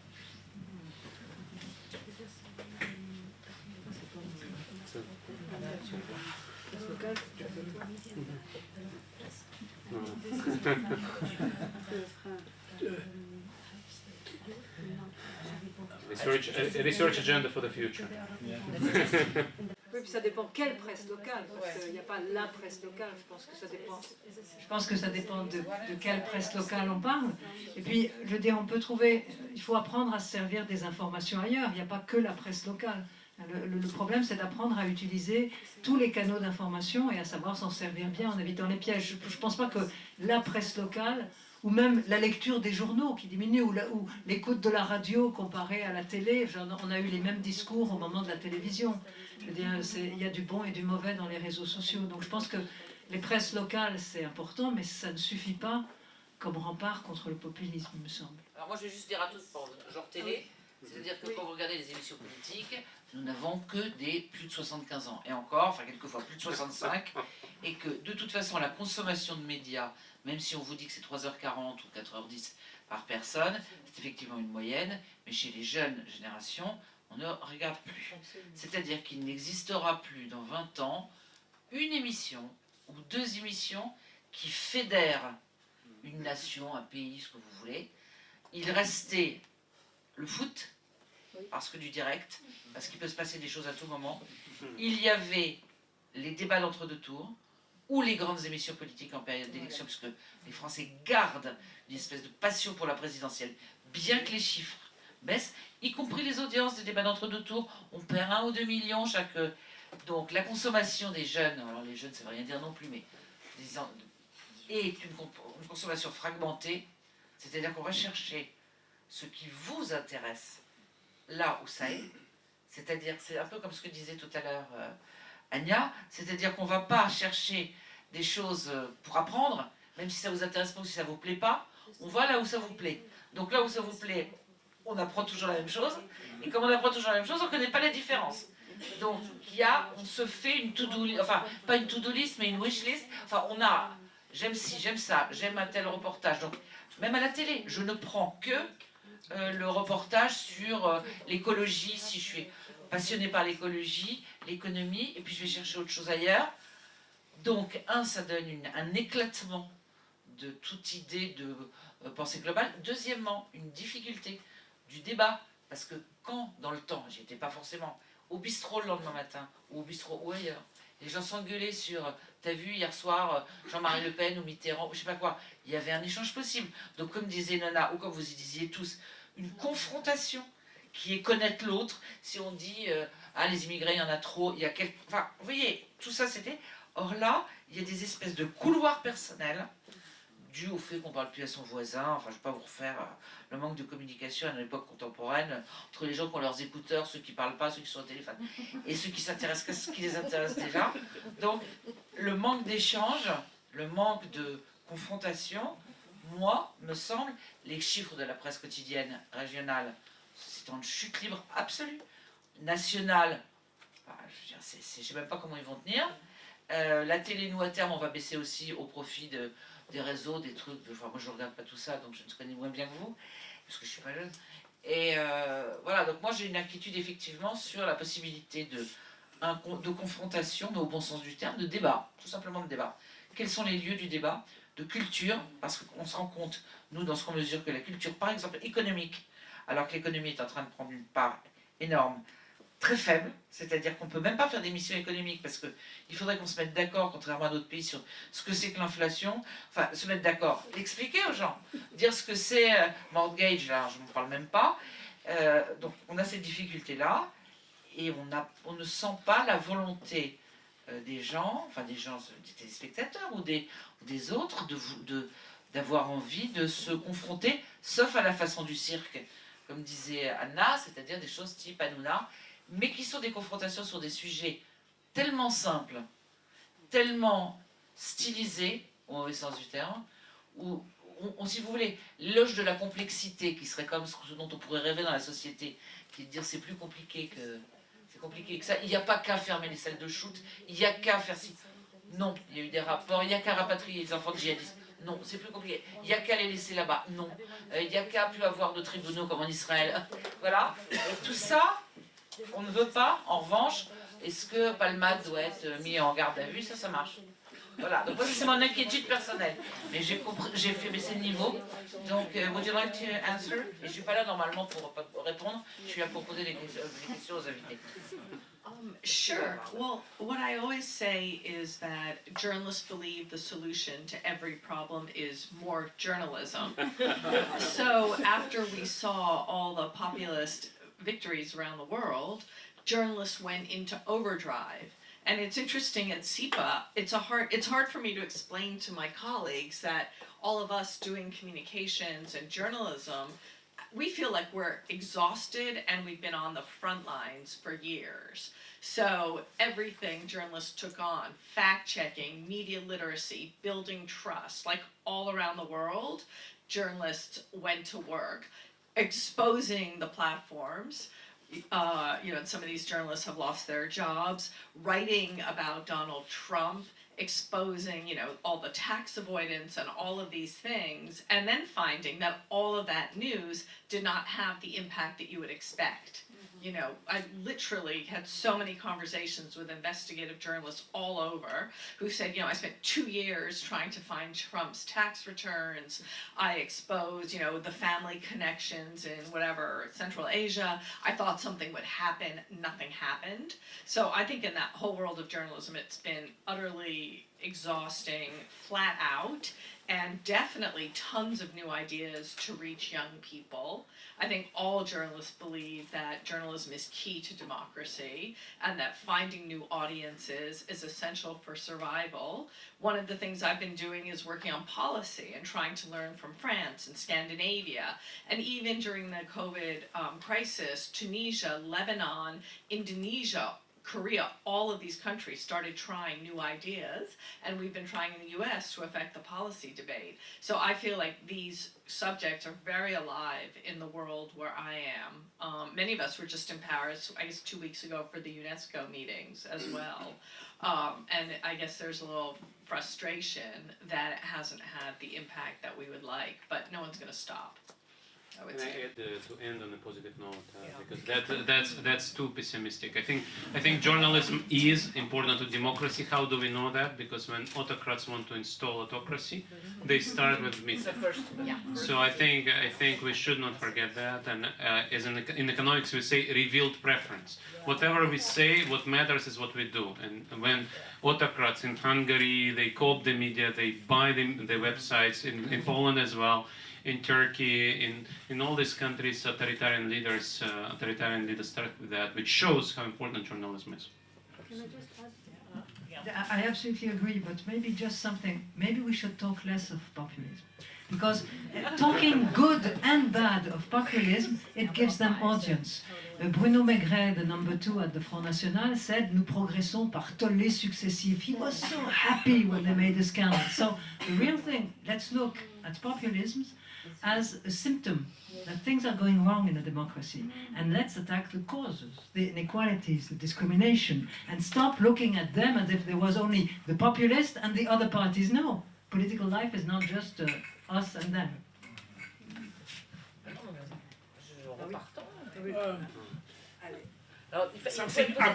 Something upbeat. Where could I perhaps say that?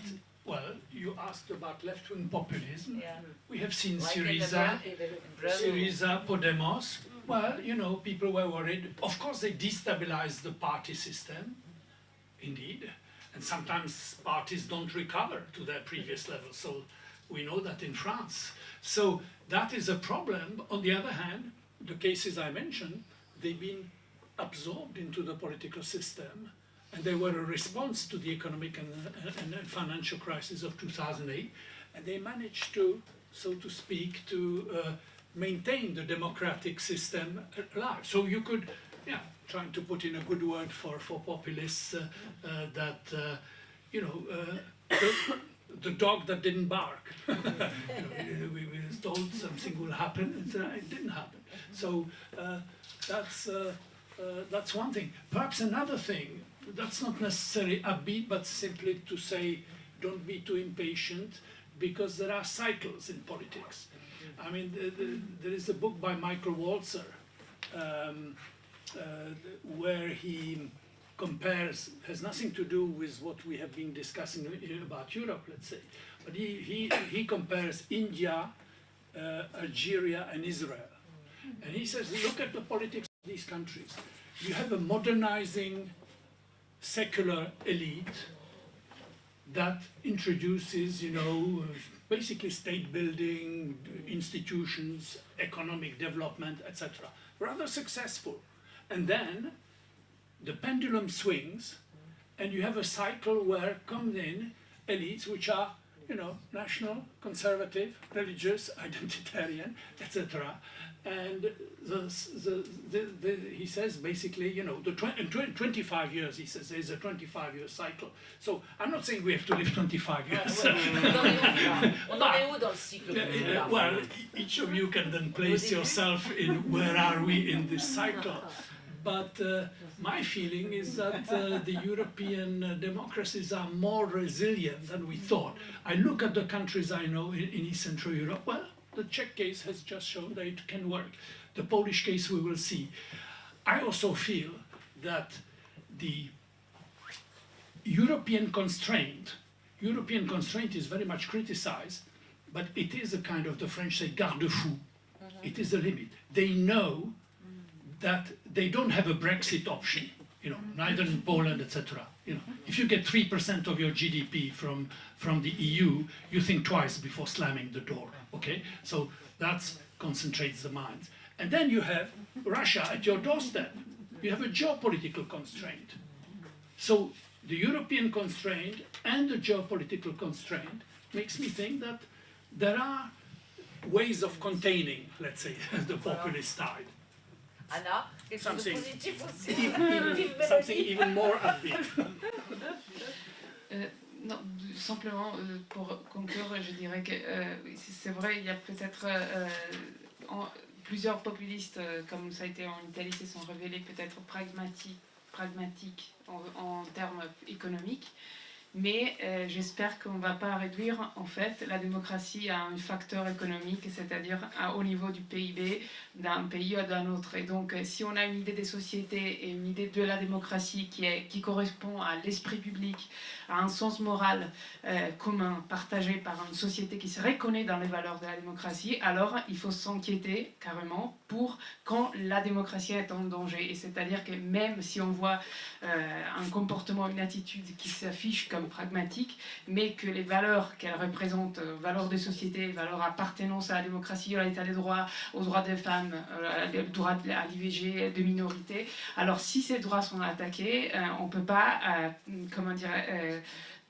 soutenir ces modèles, cette idée politique de démocratie, cette idée politique en fait. Ce n'est pas acceptable et donc il faut continuer de parler du populisme, il faut continuer d'essayer de proposer une alternative.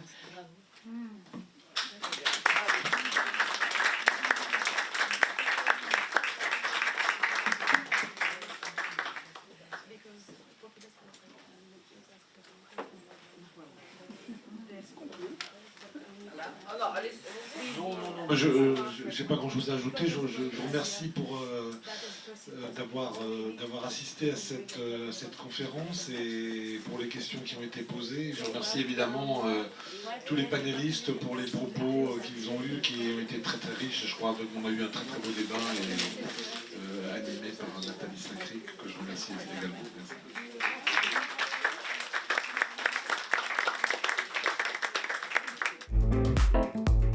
Sciences Po.